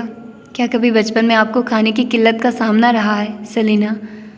और इसके ऐसे सवाल पर वो लम्हे भर को सुन हुई, उसका चेहरा तकती रही थी। खाना उसकी ज़िंदगी का एक बहुत बड़ा हिस्सा रहा था। जब उसकी माँ बार हॉस्टेस थी तब भी उसे लोगों का बचा हुआ खाना पड़ता था। फिर जब वो अपनी माँ के ससुराल चली आई तब वहाँ उससे और उसकी माँ से खाना छुपा छुपा कर रखा जाता। कितनी रातें वो भूख से बिलख कर सोई थी, कितनी रातें उसने माँ को रोते हुए ये बताते गुजारी थी कि वह भूखी है। मोहित का ऑफिस कहीं बहुत पीछे रह गया था और अब वो सड़क पर बेमंजिल चल रही थी। उसकी कार मैकेनिक के पास थी, इसीलिए उसे पैदल ही सड़क पर चलना पड़ रहा था। उसे अपने बचपन के वो सारे तकलीफ दे लम्हात याद आने लगे जब वो भूख की शिद्दत से बिलखते हुए सोई थी। उसे इस इंडस्ट्री में महज एक शय ने धकेला था और वो थी भूख। भूखा रह जाना उसके सबसे बड़ा खौफ था। किसी भूखे को देखकर उसे बचपन की सर्द रातों में अपने अंदर पलती भूख याद आ जाया करती थी। वो ना चाहते हुए भी भूखों को खिलाने पर मजबूर हो जाती। वो सड़क पर मौजूद भूख की शिद्दत से बिलखते उन बेलिबास बच्चों को देखती तो अपार्टमेंट में कई पैरों तक छुप कर रोती रहती।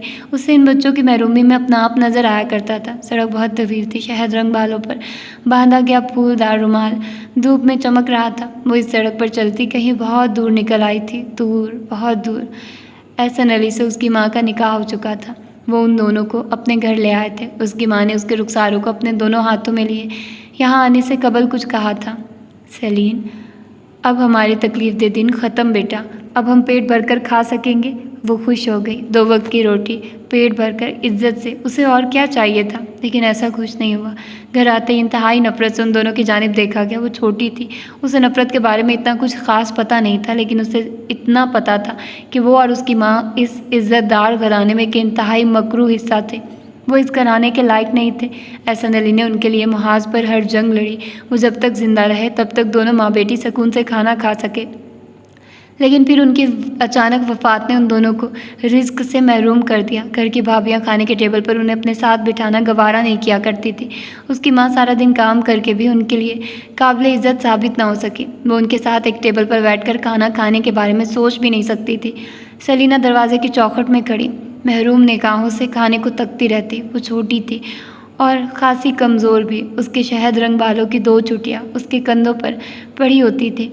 माजूबी के पुराने कपड़े पहने वो महरूम निगाहों से उन सबको खाते देखती रही। इस महरूमी ने सारी उम्र उसका साथ नहीं छोड़ा। रात वो अपनी एड़ियों पर ऊंची होकर स्लैब पर रखी रोटियों को देखती। वो सूखी रोटियां हुआ करती थी, इतनी सूखी कि उन्हें अलग से उतारना मुमकिन नहीं था। वो उन्हें पानी में डुबोकर बामुश्किल अलग से उतारा करती थी। उसे रोना नहीं आता था। उसे पता नहीं था कि सूखी रोटियों पर रोना चाहिए। राहिमा और जुबैदा के अमीर भाई बाहर मुल्क से वापस आते तो घर के बच्चों के हाथों में तहाइफ संभलने से कासिर हो जाते। महंगे परफ्यूम्स, स्टेशनरी, नित नए रंगों की पेंसिलें और खूबसूरत जूते उनके पास हर शय के ढेर लग जाया करते थे। वो तब भी दरवाजे की चौखट में खड़ी उन्हें तकती रहती। उसे यहाँ से आगे बढ़ने की इजाज़त नहीं थी। उसकी महरूमी सवा होती गई। वो अंदर से खाली होती जा रही थी। माँ ने फिर से किसी बार में जॉब ढूंढ ली थी। शायद ये इस एक कम तनख्वाह को हासिल करने वाले शौहर को छोड़ देने का नतीजा था।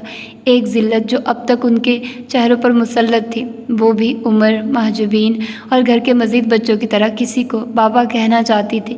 उसकी ज़बान तरस गई थी ये लफ्ज़ कहने के लिए। उसे तो एहसन को भी बाबा कहने का मौका नहीं मिल सका था। उसे अपनी पूरी ज़िंदगी में किसी को भी ये लफ्ज़ कहने का मौका नहीं मिल सका था। उसकी ताइयाँ अपने बच्चों को निगाहों में तनबीह किया करती कि उसके सामने किसी भी तोहफे को ना खोले, नज़र लग जाएगी। वह ऐसी नज़रें समझने के लिए बहुत छोटी थी। उनकी तेज़ नज़रों को मासूमियत से तकने के अलावा उसके पास और कोई रास्ता नहीं था। फिर माँ कई कई दिन घर नहीं आया करती। वो इन घर वालों के रहमो करम पर रहने लगी। बच्चों में सिर्फ एक उमर उससे मानूस था, वो उससे छोटा था। सलीना को उसे अपना साथ रखना अच्छा लगता था, लेकिन राहिमा अपने बच्चे पर उसका मनहूस साया पड़ जाने से डरती थी। इसीलिए वो उसकी नन्ही गोते उमर को छीन कर ले जाया करती थी। सारी रात वो खामोशी से बिस्तर पर लेटी उमर को याद करती रहती। उसने अपनी ज़िंदगी बहुत खौफनाक तन्हाई में गुजारी थी। भूखा रह जाना, अकेले रह जाना, भुला दिया जाना, उसके खौफ उसके साथ बड़े होने लगे थे। पढ़ाई में दिलचस्पी थी, लेकिन उसकी महरूमियों ने उसे पढ़ने नहीं दिया। वो कुछ बड़ी हुई तो जॉब की तलाश में निकल खड़ी हुई। उन्हीं दिनों उसे नज़र मिला था। वो एक छोटी सी एजेंसी का डायरेक्टर था। उसकी खूबसूरती और ज़रूरत को देखते हुए उसे काम पर रख लिया गया था। एक्टिंग में उसने अपनी जान की बाजी लगा दी। वो सारी ज़िंदगी आंसू अपने अंदर रखती आई थी। उसने वो सारे आंसू ड्रामे के सेट पर बहा लेने को तरजीह दी। उसकी अदाकारी इस कदर नेचुरल थी कि बड़े बड़े डायरेक्टर्स की निगाहें उस छोटी सी लड़की की जानिब उठने लगी थी। घर वालों के लिए वो मज़ीद मकरू हो गई। शहीर ने उसके पहले ड्रामे पर उसे बहुत बुरा मारा। वो एक थप्पड़ से दूर जा गिरी थी। उसकी बाली भी कान से टूटकर दूर जा गिरी थी। बिलाशुबा वो बहुत भारी थप्पड़ था। वो उसके चेहरे पर नहीं, रूह पर बरसा था। आप मुझे थप्पड़ नहीं मार सकते ताया। आप मुझे थप्पड़ मारने के हर हक से महरूम हैं। उसने कपकपाते लबों के साथ बस इतना ही कहा था। शहीर उस पर झुका और फिर उसे बालों से नोच कर खड़ा किया। वो उसके सख्त हाथों तले लर्ज रही थी। घर वाले एक जानिब खड़े सुकून से ये मंजर देख रहे थे। उमर अकेडमी गया हुआ था, नहीं तो वो अपने बाप का हाथ ज़रूर रोकता। ये माँ बेटी किस चीज़ की कमी रखी है तुम्हारे लिए हमने, लेकिन तुम दोनों नाशुक्री औरतें, कभी इज्जत की रोटी नहीं खा सकती तुम दोनों। उसने उसके बालों को झटका था। उसके अंदर सब कुछ किरची किरची होता जा रहा था। इज्जत रोटी रोटी होती है ताया, इसका इज्जत से कोई ताल्लुक नहीं होता। मैं सूखी रोटियां खा खा कर बड़ी हुई हूँ। फ्रिज के बंद दरवाजे को महरूम आंखों से देख देख कर इस मकाम तक पहुँची हूँ। आपके पास मुझे मारने का कोई हक नहीं है। आप हर हक से महरूम हैं। अब के रुखसार पर पड़ने वाला रक्त थप्पड़ मुराद की जानिब से था। उसका मासूम रुखसार सुर्ख हो गया था। भारी हाथ पड़ने के बाईस होंठ फट गए थे और अब उनसे खून रस रहा था। बकवास करती है, हमारे भाई की ज़िंदगी को खाने वाली डाइन है तू, और तेरी वो माँ। इसके साथ ही उसने उसे बालों से पकड़ा और घसीटता हुआ घर के दरवाजे तक लाया। दरवाजे से अंदर आते शगुफ्ता की आंखें लम्हे भर को फैल सी गई थी। सलीना के चेहरे पर तशद्दुद के निशान थे और घर वाले उसे घर से बाहर फेंक रहे थे, लेकिन फिर कोई मज़ाहमत काम नहीं आई। उसे और शगुफ्ता दोनों को किसी कूड़े की मानिब बाहर फेंक दिया गया। वो रोती रही, फिर नज़र के पास चली आई। उसके पास अपना करियर मजबूत करने के अलावा और कोई चारा नहीं था। वो भूखा रहने, अकेला रह जाने और भुला दिए जाने से आज तक खौफजदा थी। इंडस्ट्री वालों ने उसे कहीं ही सालों में आसमान पर बिठा लिया था। वो ब्रांडेड लिबास जेबतन करने लगी। उसकी रिहाइश और सवारी सबसे महंगी थी, लेकिन बचपन की महरूमियाँ कभी साथ नहीं छोड़ती। उसकी महरूमियाँ छुप ज़रूर गई थी, लेकिन वो आज तक उसके साथ बड़ी हो रही थी। अपने एक ड्रामे की शूट के दौरान ही उसे वाजिद हसन मिला था। इंतहाई नरम दिल और इज़्ज़त की निगाह रखने वाला वाजिद। वो पहली ही नज़र में उसकी दीवानी हो गई थी। वो उससे मोहब्बत करने लगी थी। वो उसे इज़्ज़त दे रहा था। उसे हर इज़्ज़त देने वाले से मोहब्बत हो जाया करती थी। वाजिद भी उसे ज़्यादा देर तक नज़रअंदाज नहीं कर सका। वो बहुत खूबसूरत थी, उसे नज़रअंदाज नहीं किया जा सकता था। उन दोनों के दरमियान मोहब्बत का रिश्ता कायम हो गया। कभी साथ न छोड़ने के कस्में और वादों का सिलसिला चल निकला। वो अपने करियर की बुलंदी पर थी, लेकिन फिर उसके साथ वो हुआ जो उसे उस बुलंदी से पस्ती में लिए आ गिरा। सलीना मजहर पर ड्रग्स का स्कैंडल साबित हो चुका था और वो वाजिद हसन के लिए एक नाकाबिले कबूल इंसान साबित हो गई थी। सड़क थम गई थी। उसने रुखसारों को छू कर देखा तो वो भीगे हुए थे। सड़क ख़त्म हो चुकी थी, लेकिन माजी की तकलीफ दे यादें अब तक साथ थी। वो दाखिली दरवाजे से अपार्टमेंट की इमारत में दाखिल हुई, फिर लिफ्ट की जानिब चली आई। अभी लिफ्ट का दरवाज़ा बंद होने ही लगा था कि स्याह दस्ताने वाला हाथ लम्हे भर को दरवाज़ों के दरमियान आया। इंसानी मौजूदगी के बायस दरवाज़ा फिर से खुल गया था। स्याह लिबास में मजबूत शख्स अंदर दाखिल हुआ। उसके चेहरे पर स्याह मास्क चढ़ा था और सर पर कैप लिए वो नज़रें झुकाए अंदर दाखिल हुआ था। लिफ्ट का दरवाज़ा बंद हो गया। सलीना ने एक सरसरी सी निगाह उस शख्स पर डाली थी और इससे पहले कि वो कुछ समझ पाती, आगे वाले ने उसके गले में मोटी सी रस्सी डालकर पीछे की जानिब ज़ोर से खींचा तो वो खांसती हुई आगे झुकी। उसका सांस बंद हो रहा था। वो हाथ मारती मुश्किल लिफ्ट के बटन दबाने की कोशिश कर रही थी। खींचातानी में उसका रुमाल खुलकर लिफ्ट में ही गिर गया था। हमलावर पूरी कुव्वत से रस्सी पीछे की जानिब खींच रहा था। वो हिम्मत ख़त्म होने पर भी साख्ता ही घुटनों के बल झुकी थी। गले से रस्सी निकालने कोशिश में उसने अपने नाखूनों से अपने ही गर्दन जख्मी कर ली थी। उसे लगा वो मर रही है। उसका सांस हलक के बिल्कुल आखिरी हिस्से में अटका हुआ था। लिफ्ट के बटन पर रखा उसका हाथ कपकपाकर नीचे आ गिरा था। सुबैर एंड सन्स कंपनी का छोटा बेटा उसका फ़ैन था, लेकिन उसे पता नहीं था कि वो एक स्टॉकर फ़ैन है, टॉक्सिक फ़ैन। उसने उसे अपनी पार्टी में मधु किया था और फिर उसके मशरूम में ड्रग्स घोलकर उसे पिला दी थी। अगले कई घंटों में पुलिस की आमद के साथ ही वो नशे में धुत बरामद कर ली गई थी। उसके टेस्ट करवाने पर पता चला कि वो ड्रग्स ले चुकी थी। उसके करियर की बुलंदी ज़मीन पर आ गिरी थी। इस स्कैंडल ने कभी उसकी जान नहीं छोड़ी। वाजिद जो उसे शादी करने ही वाला था, अब कभी उसे अपनी बीवी नहीं बना सकता था। वो एक बदकिरदार एक्ट्रेस साबित हुई थी। वो उसकी बीवी कैसे बन सकती थी? कपकपाता हाथ ज़मीन पर रखे वो खींचकर सांस ले रही थी। उसकी आंखों से कई आंसू टूट कर गिरे शिद्दत पर। उसे लगा गोया उसके फेफड़े फटने को हैं। क्या ये इसका अंत था? एक महरूम एक्ट्रेस का अंजाम? वाजिद हसन, माँ, महरूम ज़िंदगी, शहीर के हाथों पड़ी मार, भूख की अजियत, अजियत पर अजियत। उसकी मज़ाहमत दम तोड़ गई रही थी।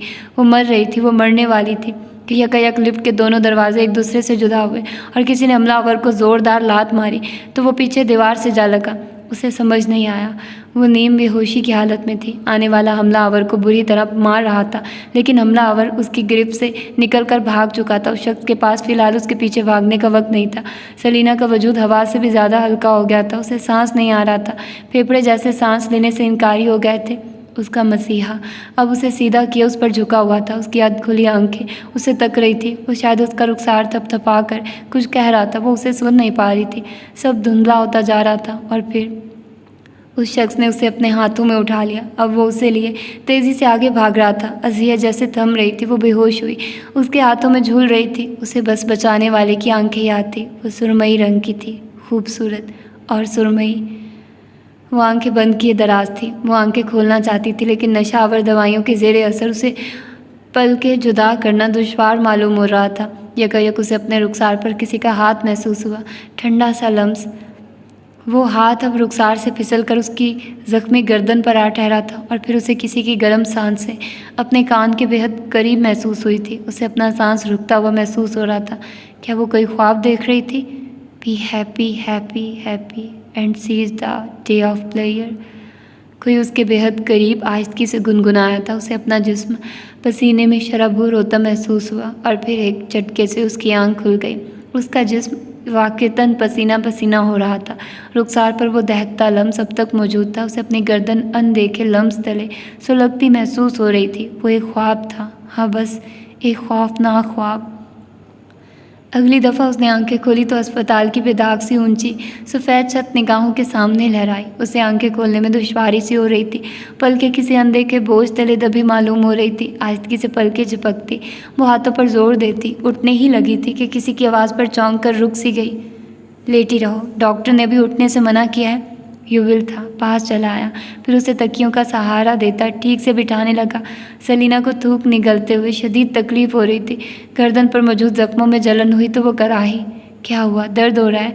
युविल की फिक्रमंद सी आवाज़ पर उसने महज सर हिलाया था। वो कई दिनों से खाना ठीक से नहीं खा रही थी और इसीलिए उसे इस लम्हे शदीद कमज़ोरी का एहसास हो रहा था। फिर यकलख्ती चौंक कर आसपास देखा। अस्पताल का कमरा सफ़ेद कुमकुमों से रोशन था और खिड़की के पार मौजूद शाम ढलती हुई महसूस हो रही थी। उसने हैरत से युविल की जानिब देखा। इतनी देर कैसे हो गई? मैं कब से हूँ हॉस्पिटल में? उसे हमला याद था, हमलावर भी याद था, उसे वक्त और जगह भी याद थी। तुम शौक की वजह से बेहोश हो गई थी। डॉक्टर्स ने मुकम्मल आराम की गर्ज से नशावर दवाइयाँ दी थी, इसीलिए थोड़ी देर हो गई।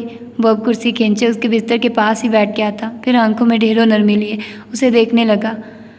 वो उसे एक ही दिन में बेहद मुज़महिल महसूस हो रही थी। ऐसे क्यों देख रहे हो? उसने ज़ोर लगाकर कहा। हलक में तकलीफ़ सी उभरी। देख रहा हूँ कि एक दिन में ही कितनी कमज़ोर हो गई हो तुम। नज़र भाई भी कह रहे थे कि तुम्हारा वज़न बहुत ज़्यादा लूज़ हुआ है। इतनी जल्दी, इतनी तेज़ी से वज़न गिरना अच्छी बात नहीं होती, वो नरमी से कह रहा था। उसने गहरा सांस लिया। ईटिंग डिसऑर्डर, बस 2 लफ्ज़ कहे थे उसने। युविल को उसकी नफ्सियाती कमज़ोरियों के बारे में इल्म था। जब वो उसके लिए काम करता था तब उसे मोहित के पास भी वहीं लेकर जाता था। डॉक्टर मोहित से बात की थी। पैटर्न बहुत मजबूत हो गया है। फिर से तोड़ने के लिए बहुत मेहनत और तवज्जो दरकार है। उसकी थकन ज़दा सी आवाज़ उभरी। युविल को जाने क्यों दुख सा होने लगा। स्क्रिप्ट का क्या बना? उसके पूछने पर वो एकदम ही सीधा हो बैठा था। फिर नफ़ी में सर हिलाया। शायद अब तुम्हें स्क्रिप्ट ना मिल सके। क्यों? बॉडीगार्ड यासिर आलम ने कहा है कि तुम स्क्रिप्ट लेने कहीं नहीं जाओगी, बल्कि डायरेक्टर्स तुम्हें स्क्रिप्ट देने खुद आएंगे। ऐसा चूँकि मुमकिन नहीं है तो शायद वो रोल उमैरा जाहिद को दे दिया जाए। उसने बेचैन सा सांस खारिज किया था। एक काम खुदा खुदा करके मिल रहा था। वो इस आए हुए रिस्क को किसी और की झोली में गिरता हुआ नहीं देख सकती थी। बॉडीगार्ड यासिर, अच्छा तो उसका नाम यासिर है। खैर वो कौन होता है मेरे फैसले लेने वाला? ये मेरा काम है और मुझे ही करना है। तुम तारीख तय करो, मैं उनसे स्क्रिप्ट लेने ज़रूर जाऊंगी। तकलीफ़ अब कदरे कम हो गई थी। फ़िक्र मुआश लाहक हुई तो हर तकलीफ़ धूल बनकर अनका होती महसूस होने लगी। वो एक तरह से ठीक कह रहा है। तुम पर एक रात पहले भी हमला हुआ था। ये सब इत्तेफाक नहीं हो सकता। मैं हाथ पर हाथ रखकर नहीं बैठ सकती युविल। मेरे पास जाने के लिए कोई जगह मौजूद नहीं है। मैं कमाऊंगी नहीं तो खा भी नहीं सकूंगी।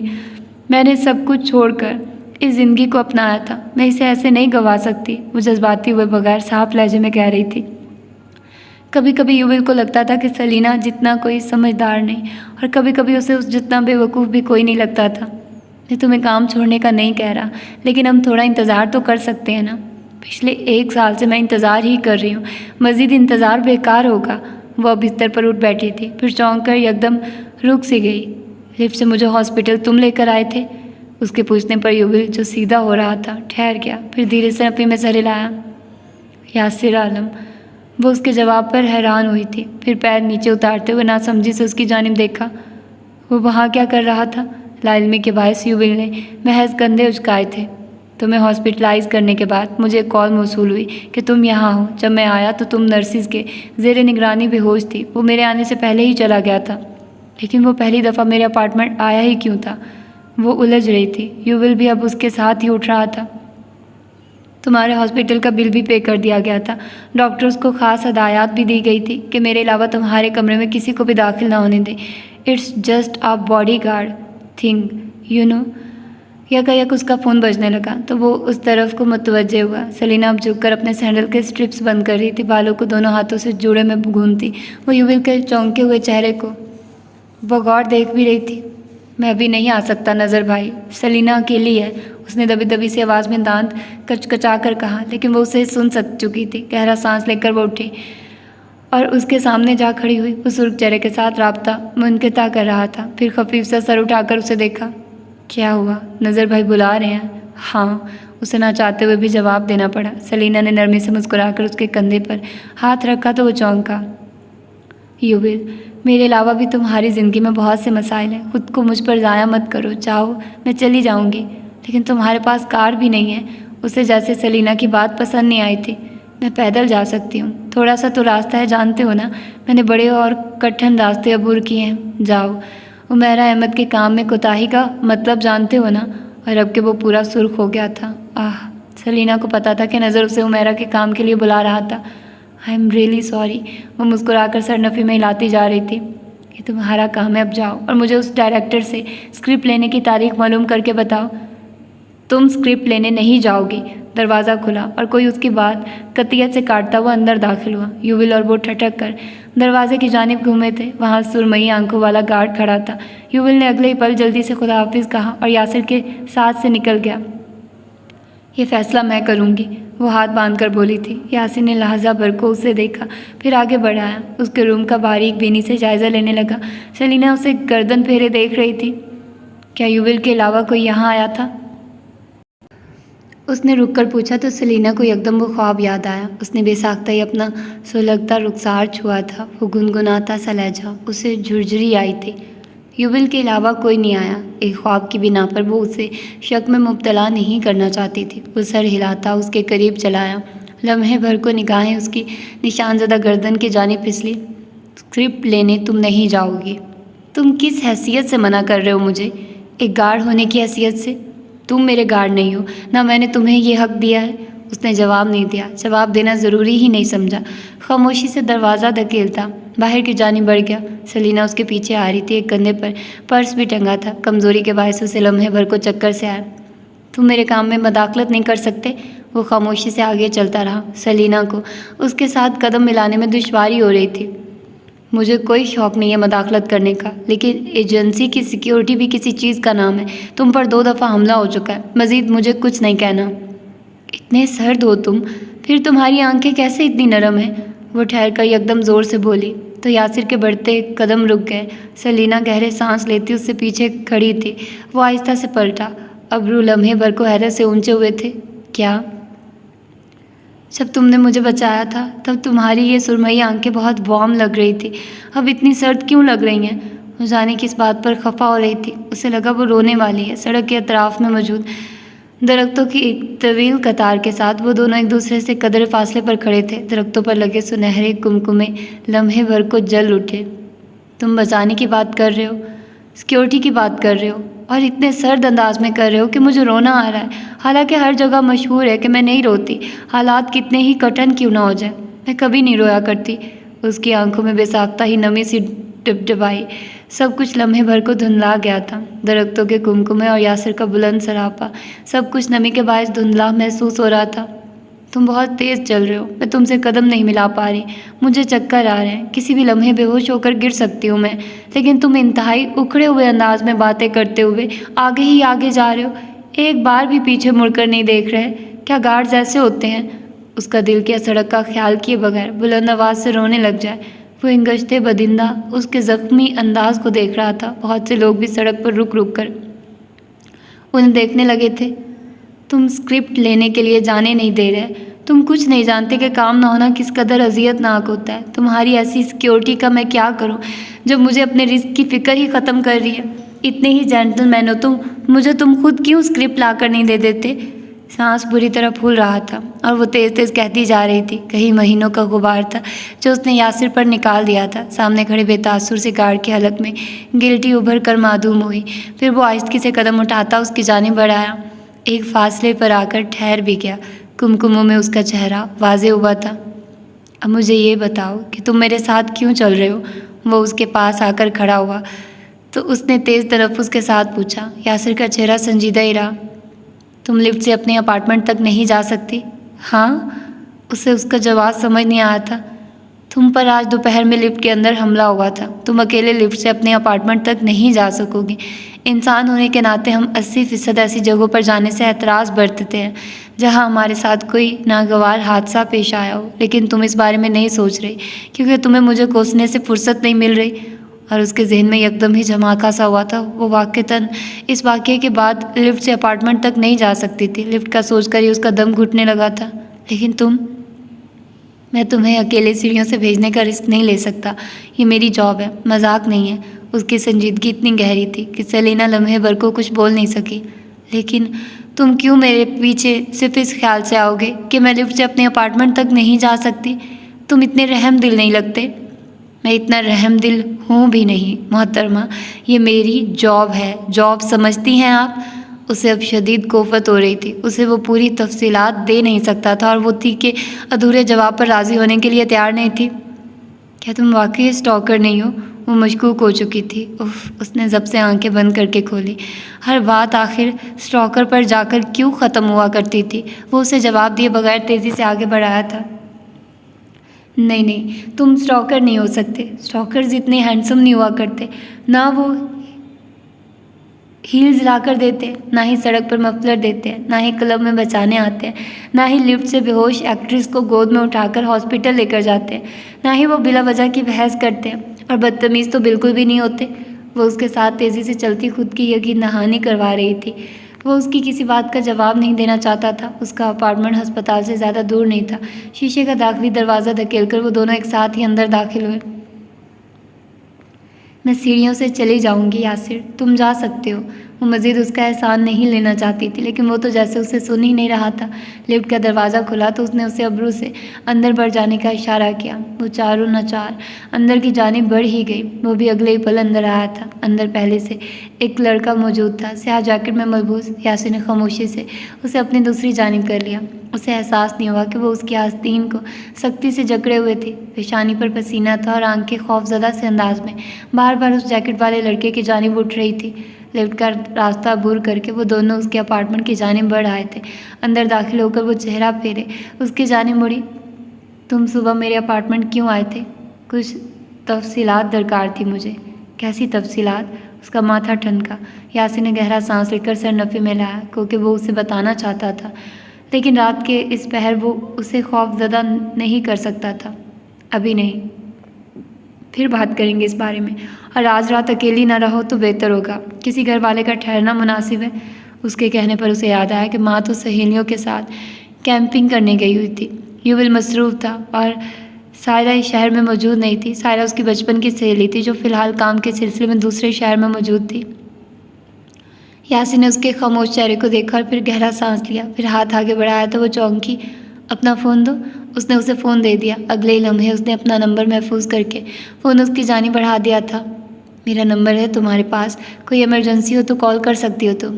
कहीं तुम मुझे पसंद तो नहीं करने लगे। और आखिरकार उसने पूछ लिया, इंतहाई सलीना नुमा सवाल। यासिर को जैसे उसके सवाल पर यकीन नहीं आया था। व्हाट? तुम इतना ख्याल रख रहे हो तो मुझे लगा कि शायद हर ख्याल रखने वाला आपको पसंद करे। ऐसा ज़रूरी नहीं है। मुझ में क्या ख़राबी है? आधे मुल्क के लड़के मरते हैं मुझ पर। अभी एक कॉल दूँ तो कतार लग जाएगी लड़कों की। शहद रंग बालों को झटक कर कहा तो वो उसे देख कर रह गया। दरवाज़ा ठीक से बंद करो। बिला वजह किसी के लिए मत खोलना। कोई भी मशकूक हरकत महसूस हो तो मुझे फ़ौरन कॉल करना। फ़िलहाल कुछ भी लेने के लिए घर से बाहर ना निकलो तो बेहतर होगा। मेरे पास मुलाजिम नहीं है जो मुझे बाहर से कुछ ला कर देगा। यू विल भी बिज़ी है। वो 27 साल एक्ट्रेस कहीं से नहीं लग रही थी। उसे लगा गोया वो किसी 5 साल बिगड़ी लड़की से मुखातिब हो। उसे खुद पर लम्हे भर को तरस आया था। तुम मुझसे रब्ता कर सकती हो। लेकिन वो ठहरा था। बिला वजह परेशान नहीं करोगी तुम मुझे? उसे तनबीह करके वो चला गया। सलीना ने मुस्कुराकर दरवाज़ा बंद किया। उसे नहीं पता था वो क्यों मुस्कुरा रही है। उसका उसे बिला वजह परेशान करने का खैर से बहुत ज़्यादा इरादा था। वो नीचे उतरा तो उसका फ़ोन बजने लगा। उसने रिसीव करके कान से लगाया। गार्ड जी, थैंक यू, बहुत अच्छे हो तुम, और तुम्हारी आंखें तो बहुत ही प्यारी हैं सलीना। और उसकी आवाज़ सुनकर उसने एक झटके से राब्ता मुनक़ता कर दिया था। उसने बेयकीनी से फ़ोन को देखा था। क्या उससे गलती हो गई थी? इतनी बेबाक तो जूलिया भी नहीं थी जो उससे कहती कि उसकी आंखें प्यारी हैं। उफ, उसने झुरझुरी सी ली थी। कहाँ फंस गया था वो? अपने अपार्टमेंट की ग्लास वॉल से उसे जाता देखती सलीना को एकदम ही बहुत मज़ा आया था। अपने मोबाइल में महफूज यासिर का नंबर देखकर उसे खुशगवार सी लहर ने घेर लिया था। उसे अपने ऊपर हुआ हमला जैसे भूलने लगा था। बस अब उस गार्ड की सुरमई सी प्यारी आंखें हर जगह महसूस होने लगी थी। और फिर अपनी ही जगह ठहर सा गया। राहदारी के पार लाइट जल रही थी। वो इस लाइट को बुझाए रखता था। उसने आहिस्ते से कदम आगे बढ़ाए और फिर इससे पहले कि कोई कुछ समझ पाता वो अपनी जगह ही रुक गया। उसके ओपन किचन में कोई खड़ा अपने लिए ताज़ा चाय दम पर रख रहा था। यासिर आलम ने ज़हनी तौर पर आंखें जब्त से बंद की थी। तुम यहाँ क्या कर रहे हो? किचन में मौजूद नफ्स उसकी जानिब पलटा। वो दराज कद लगभग यासिर की उम्र का ही था। बालों को माथे पर बिखेरे मुस्कुराती आंखें लिए वो वजीह दिखता था। एक केस अपने इख्तिताम को पहुंचा तो मैंने सोचा कि अपना ब्रेक अपने एक अदद दोस्त के साथ गुजार लूं, लेकिन दोस्त तो मुझे देखकर ज़रा भी खुश नज़र नहीं आ रहा। वो अब कप में चाय अंडेलता बगैर किसी खफकी के कह रहा था, अरमान, ये आखिरी दफ़ा है। चाय के बाद तुम अपने घर जा रहे हो? हरगिज़ भी नहीं। मुझे पसंद नहीं कोई मेरे साथ रहे। तुम्हारी पसंद नापसंद पूछी है किसी ने? वैसे तुम्हारा ही घर है, अंदर आ सकते हो तुम। वो मज़े से कहता अपनी चाय लिए सोफे पर आ बैठा था। यासिर जो अब तक दरवाजे ही में इस्तादा था अंदर बढ़ाया, फिर अपना कोट उतारकर सोफे के हत्थे पर डाला। आस्तीनें कूहनियों तक मोड़कर टाई की नॉट ढीली की। उसका अपार्टमेंट साफ सुथरा सा था। क्या हुआ, परेशान हो? वो अगले पल भाम गया था। उसने नफ़े में सर हिलाया, लेकिन वो अरमान की ज़ीरक आंखों से बच नहीं सकता था। वो एक डिटेक्टिव था। पिछले ही दिनों उसकी टीम ने एक इंतहाई पेचीदा केस हल किया था, इसीलिए वो चंद दिन के ब्रेक पर यासिर के पास रहने चला आया था। जॉब कैसी जा रही है? जॉब से रिज़ाइन कर चुका हूँ मैं। क्यों? जूलिया टफ टाइम दे रही थी क्या? उसने महज सर हिलाया था। वो समझकर अपनी चाय से घूंट भरने लगा। फिर क्या कर रहे हो आजकल? एक केस सॉल्व कर रहा हूँ। चीफ हनीफा ने साइन किया है। इंटरेस्टिंग, कैसा केस है? कोई एजेंसी की कमज़ोर एक्ट्रेस को टारगेट कर रहा है। गालिब गुमान यही है कि कोई अंदर से बाहर मखबरी कर रहा है। हाल में कौन अपॉइंट होकर आया है? अरमान संजीदा हो गया था। यासिर भी सीधा हो बैठा। बहुत से गार्ड्स आए हैं, उनके बैकग्राउंड चेक करो, लीड मिल जाएगी। कोई अंदर ही मौजूद है, मुझे यकीन है। उसने कहकर अरमान की जानिब देखा तो उसकी आंखें सुकड़ी। कैसे? तहकीकात के दौरान कभी भी अपने शकूक व शुबहात पर यकीन नहीं किया करते। ये शक नहीं है, एक रात कबल मैंने जब एजेंसी के फ्लोर पर किसी को भागते हुए पकड़ा तब वहाँ उसके अलावा कोई और भी मौजूद था? कल रात जब मैं फ्लोर पर तहकीकाती रूम में मौजूद था, तब अंधेरे से कोई मुझे घूर रहा था। उसे दाखिली और खारजी दरवाज़ों का इल्म है, उसे एजेंसी के हर हिस्से का इल्म है। उसकी बात सुनकर अरमान खामोश हो गया था। लम्हे भर को अपार्टमेंट में खामोशी छा गई। कौन सी बात तंग कर रही है? बोल भी दो अब। उसने चाय का आखिरी घूंट भरकर यासिर से पूछा था। वह गहरा सांस लेता उठ खड़ा हुआ।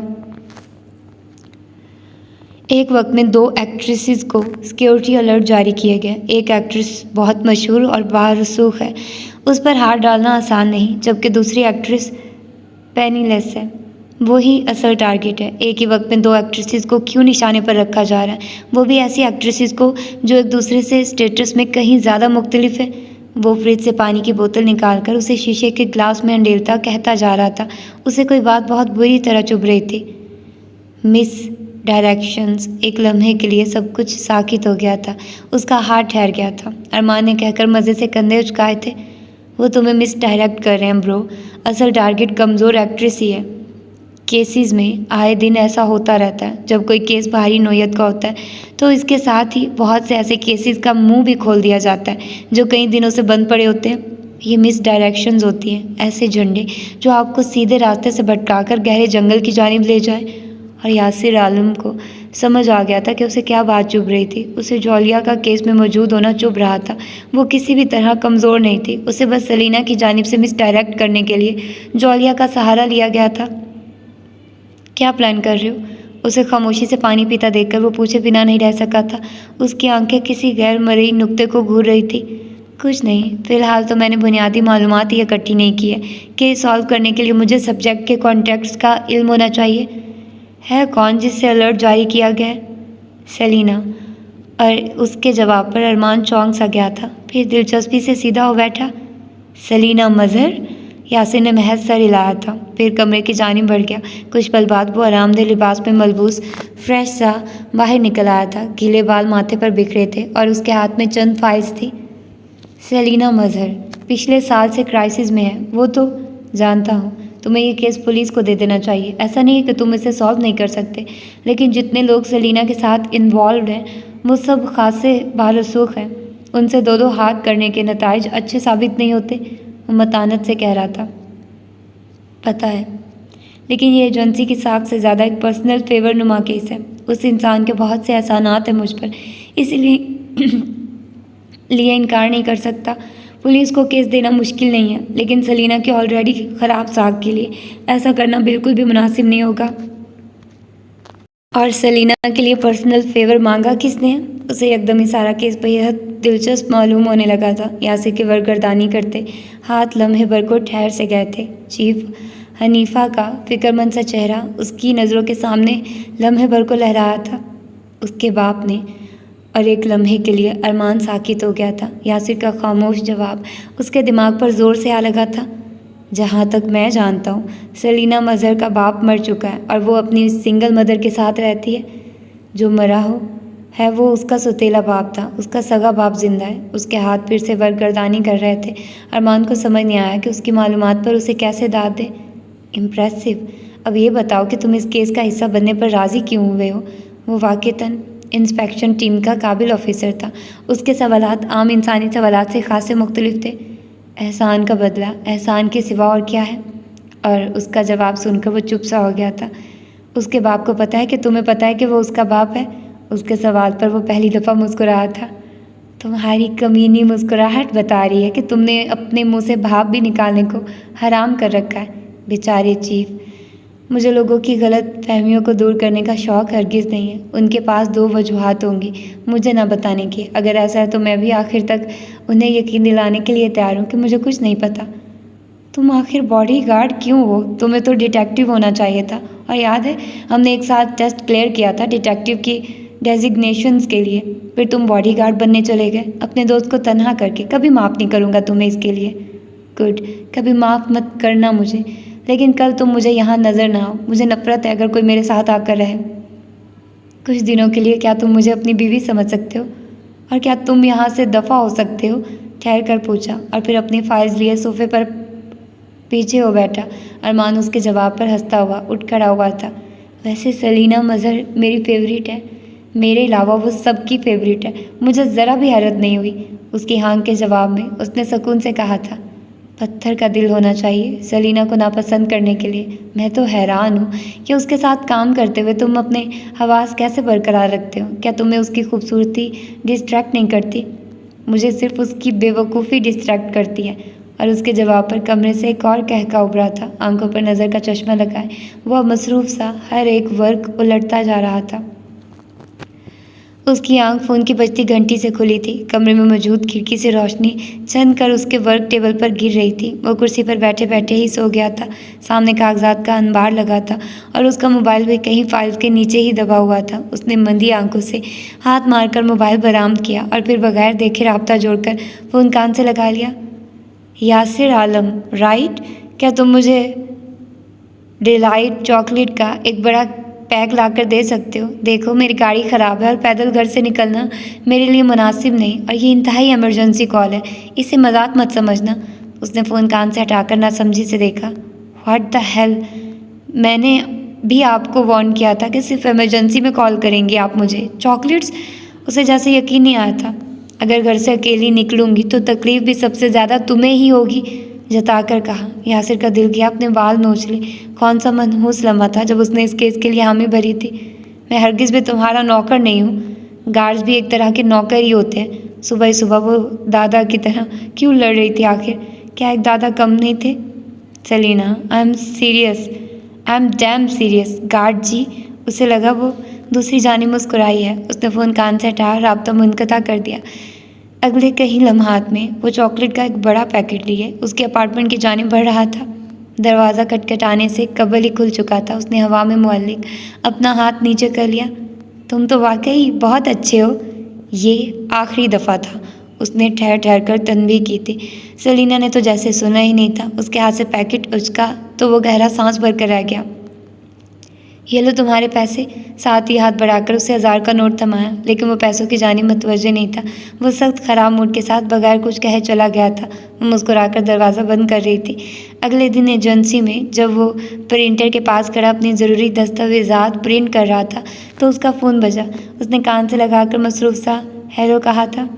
गार्ड जी, मेरा जिंगर खाने का बहुत दिल चाह रहा है, क्या तुम मुझे लाकर दे सकते हो? एक ठंडी ठार कोक के साथ। उसके हाथ से कागजात गिरते गिरते बचे थे। उसने कागजात टेबल पर लाकर शड़प से रखे तो ज़ार और शेर उसे चेहरा उठाकर देखने लगे। साई ने भी उस पर एक निगाह डाली थी। उसके सुप्रीम हैंडसम पार्ट का मूड सख्त ख़राब था।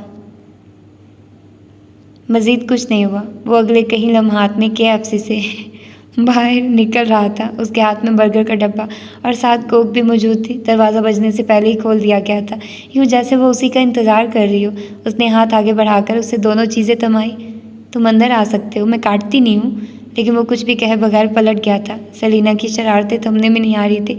वो गाड़ी से निकल रहा होता या निचले फ्लोर पर बहुत से सीनियर गार्ड्स के सामने प्रेजेंटेशन दे रहा होता। वो उससे किसी भी वक्त कभी भी कुछ न कुछ फरमाइश कर रही होती थी। अब तो होटल मालकान भी उसे मशकूक नज़रों से देखने लगे थे। इतना संजीदा गार्ड हाथों में रंग बिरंगी चीज़ें लिए आता जाता उन्हें बहुत भला मालूम होता था। एक रात सेलिना ने उसे फ़ोन किया तो उसने अव्वल तो फ़ोन ही नहीं उठाया, लेकिन उसकी मुस्तकिल कॉल्स पर उसे फ़ोन उठाना ही पड़ा। वो दूसरी जानिब करा रही थी। उसके मैदे में शदीद तकलीफ़ हो रही थी। उसे फिर से भागना पड़ा। हॉस्पिटल लेकर गया तो डॉक्टर्स के इंकशाफ पर सेलिना मज़र को अपना वजूद पिघलता हुआ महसूस होने लगा। इन्हें खाना ठीक से ना खाने की वजह से कब्ज़ हो रही है। और उसका दिल किया कि ज़मीन फटे और वो उसमें समा जाए। उसके ईटिंग डिसऑर्डर की वजह से अक्सर मैदे में शदीद तकलीफ़ का सामना रहा करता था। अब की बार उससे गलती हो गई थी। क्या ज़रूरत थी गार्ड को बुलाने की? यासिर अलबत्ता बिना किसी तासुर के डॉक्टर को सुन रहा था। वो चेकअप बेड पर दराज तकिए में अपना मुंह छुपाने की नाकाम कोशिश कर रही थी। कब्ज़ बहुत ज़्यादा होने की वजह से इन्होंने ऐसी दवाई का इस्तेमाल किया जो हाजमे में मदद दे। अब इन्हें लूज़ मोशन हो रहे हैं। क्या आप खाना बहुत कम खा रही हैं? डॉक्टर ने ठहर कर पूछा तो उसने यासिर को देखने से हद्दुल इम्कान परहेज़ किया। अलबत्ता उसका चेहरा हद तक से शदीद सुर्ख हो रहा था। जी, मैं डाइट पर हूँ। और यासिर ने लम्हे भर को उसे हैरत से देखा था। जिंगर और चॉकलेट्स के साथ कौन सी डाइट होती है? देखिए, एक्सट्रीम डाइट की वजह से इनका मेटाबॉलिज्म इंतहाई स्लो हो चुका है। इसके लिए इन्हें बैलेंस डाइट लेने की ज़रूरत है। आप शौहर हैं ना इनके? इनकी डाइट का ख्याल रखिए और ज़मीन को वाक़ईतन फट जाना चाहिए था ताकि वो ढंग से उसमें समा सकती। यासिर का चेहरा अलबत्ता देखने से ताल्लुक़ रखता था, उसे जैसे अपने साथ होते वाक़यात पर यकीन नहीं आ रहा था। वो उसे अस्पताल से लिए बाहर चला आया। वो रफ जीन्स और स्वेट शर्ट में मलबूस थी। यासिर ने सफ़ेद शर्ट पर भूरी जैकेट ज़ेबतन कर रखी थी। वो उससे बहुत आगे तेज़ी से चल रही थी। अब कैसे सामना कर सकती थी भला वो उसका कब्ज़, लूज़ मोशन या अल्लाह तो तुम वो सब कुछ खा नहीं रही थी, बस मुझे तंग कर रही थी। उसने अपार्टमेंट के बाहर ठहर कर गोया सारी बातों का लबाब अक्स किया था। उसने सर नहीं उठाया। यासिर को अब उस पर गुस्सा भी नहीं आ रहा था। अंदर जाओ, कुछ लम्हे बाद नरमी से कहा। तुम डांटोगे नहीं मुझे? उसके कुछ ना कहने पर उसने पहली दफ़ा सर उठाया था। शायद रंग आंखों में बहुत सी हैरत थी। वो गहरा सांस भरकर रह गया। मेरे पास तुम्हें कहने के लिए कुछ नहीं है। सॉरी, उसने सर झुकाकर आहिस्ता से कहा था। वो सर हिलाने लगा। अंदर जाओ, दरवाज़ा बिला वजह मत खोलना किसी के लिए। वो पलट गया। सेलिना भी अंदर की जानिब बढ़ आई थी। किचन काउंटर पर वो सारी चीज़ें बड़े एहतमाम से रखी थी जो उसने यासिर से मंगवाई थी। उसने उनमें से किसी चीज़ को हाथ तक नहीं लगाया था। उसे बस अपनी एक पुकार पर किसी के दौड़े चले आने के एहसास ने इन दिनों मशहूर किए रखा था। कोई उसके लिए भी आ सकता था।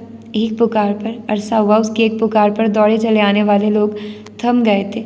शायद रंग आंखों में जाने क्यों गुलाबी सी नमी तैरने लगी थी। वो खामोश चेहरा लिए अपने बेडरूम की जानिब बढ़ आई थी। उसका दिल सारी दुनिया से खफा हो गया था। हसन हाउस धूप की तमाज़त तले झुलस रहा था। उसके ऊंचे खूबसूरत सतून और कीमती पत्थरों जुड़ा दाखिली दरवाज़ा उसकी शान शौकत का अलमबरदार था। वाजिद हसन सरबराही कुर्सी पर बराजमान खामोशी से नाश्ता कर रहा था। हॉल में महज कांटे और चम्मच की आवाज़ गूंज रही थी। एक जानिब आईपैड खुला रखा था और वो साथ साथ ईमेल्स नीचे करता एक निगाह डाल रहा था। साथ बैठी मारिया ने उस पर एक नज़र डाली थी। उनकी आखिरी तल्ख कलामी के बाद से वो दोनों ही एक दूसरे को नज़रअंदाज कर रहे थे। क्या हम एक दूसरे को किसी तीसरे फर्द की वजह से इग्नोर करते रहेंगे? उसने कांटे से अंडे का टुकड़ा मुंह में रखते हुए सपाट लहजे में पूछा था। वाजिद का हाथ लम्हे भर को ठहर सा गया था। फिर उसने नज़रें उसकी जानिब फेरी। तीसरे फर्द को तुम लाई थी दरमियान में। तुम इतने पारसा नहीं हो वाजिद। वो तल्ख हुई थी। उसने कांटा ज़ोर से प्लेट में रखा तो किचन में खड़े नौकर सहम से गए। मैंने कभी भी बददयांती नहीं की है इस रिश्ते में, कभी भी इसे पलट कर नहीं देखा मैंने कहा ना, तुम इतने पारसा नहीं हो। तुम आज भी उसे याद करते हो। मारिया को अपनी आंखें दहकती महसूस हो रही थी। उसे किसी पल चैन नहीं आता था। वाजिद ने जब से उसकी जानिब देखा। बहुत हो गया मारिया, मैं उसे भूलना भी चाहूँ तो नहीं भूल सकता क्योंकि तुम मुझे भूलने ही नहीं देती हो। ऐसा क्या है उस 2 टके की एक्ट्रेस में जो तुम उसे आज तक अपने दिल से निकाल नहीं सके हो? ना अक्ल है, ना शक्ल है, ना स्टेटस है, ना ही इखलाकियात है, ना असर रसूख है क्या आखिर उसके पास?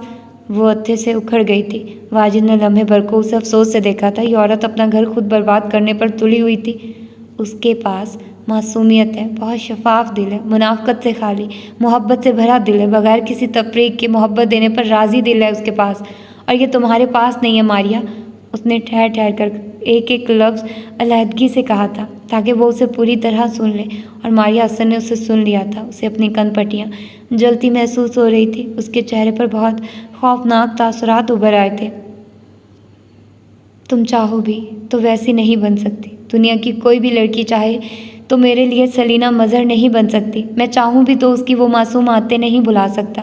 इस दुनिया की हर शय मुझे उसका बेदाग वजूद याद दिलाती है। क्या कुछ और भी सुनना है तुम्हें? उसने तेज़ी से कुर्सी घसीटी और हॉल से बाहर निकलता चला गया। पीछे मारिया को जैसे उसके हद तक कमीज़ जुमलों पर यकीन नहीं आ रहा था। वाजिद हसन ने कई सालों इस जवाब को देने से खुद को बाज रखा था, लेकिन अब उसका सब्र अपनी हद को पहुंच चुका था। घर में हर तरफ खामोशी छा गई थी। यूँ गोया कभी उस घर में किसी नफ्स ने कलाम को जहमत दी ही ना हो। तो ये थी इसकी आज की एपिसोड। होपफुली कि आप लोगों को पसंद आई होगी। और जैसा कि मैंने आप लोगों को कहा, डेली बेसिस पर आप लोगों को एक नॉवल की एपिसोड मिला करेगी। 3 नॉवेल्स, मतलब 2 दिन का गैप हुआ करेगा हर एपिसोड में, और ये आप लोगों को बर्दाश्त करना ही पड़ेगा। मैं पूरी कोशिश करूँगी कि आप लोगों को सेटिस्फाइड कर सकूँ नॉवेल्स की जो वो क्या ड्यूरेशन से, लेकिन ऐसा पॉसिबल नहीं है। बहुत सारे लोग सेटिस्फाइड नहीं होते, सबको सेटिस्फाइड करना बहुत मुश्किल है। क्योंकि अब देखिए, मैं आप लोगों को एट अ टाइम 5 नावल सुना रही हूँ और फिर भी मुझे बहुत सारे लोग कह रहे होते हैं आप ये वाला नावल सुना दें। भाई मेरी भी कंडीशन तो समझो बच्चों। बहुत सारी छोटी बच्चियाँ हैं, बहुत सारी औरतें हैं, लेडीज़ हैं, प्यारी ख़वातीन हैं, तो कुछ अंडरस्टैंड करती भी हैं, कुछ नहीं करती। तो मैं बस उनको ये कहना चाह रही हूँ, मैं आप लोगों के लिए ही हूँ। बस ये है कि वक्त लेती हैं चीज़ें, ठीक है। जब मैंने आपसे प्रॉमिस किया है मैं कोशिश करूँगी तो मैं करूँगी। अब हर रोज़ अगर आप एक ही नावल का बोलते रहोगे दैट्स अनफेयर। आप लोग बस कहा करें, ठीक है, लेकिन याद करवा दिया करें। जब कोई नावल ख़त्म होने वाला हो तो आप लोग मुझे बता दिया करें। तो I will try my best, मुझे जो बेहतर लगा मैं उसको स्टार्ट कर लिया करूँगी। बाकी अब मैंने बोला ना 6 मंथ के लिए मैं आप लोगों को इतने नावल सुनाने वाली हूँ कि आप लोग थक जाओगे, ठीक है। और साथ में शॉर्ट नावल भी आया करेगा डेली बेसिस पर।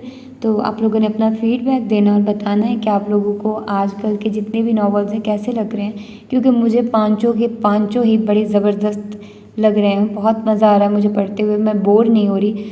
थैंक गॉड कि मुझे मजबूरन कोई नावल नहीं पढ़ना पड़ रहा।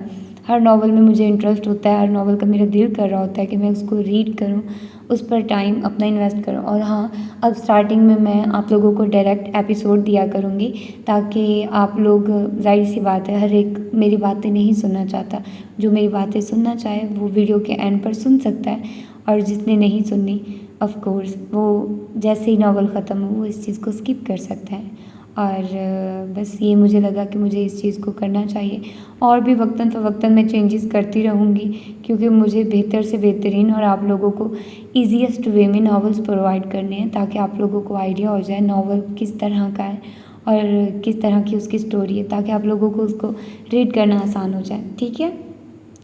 तो आइए अब इस वीडियो को ख़त्म करते हैं। मिलते हैं इंशाल्लाह 2 दिन बाद इस नावल के साथ। अपना ढेर सारा ख्याल रखिएगा। अल्लाह हाफिज़।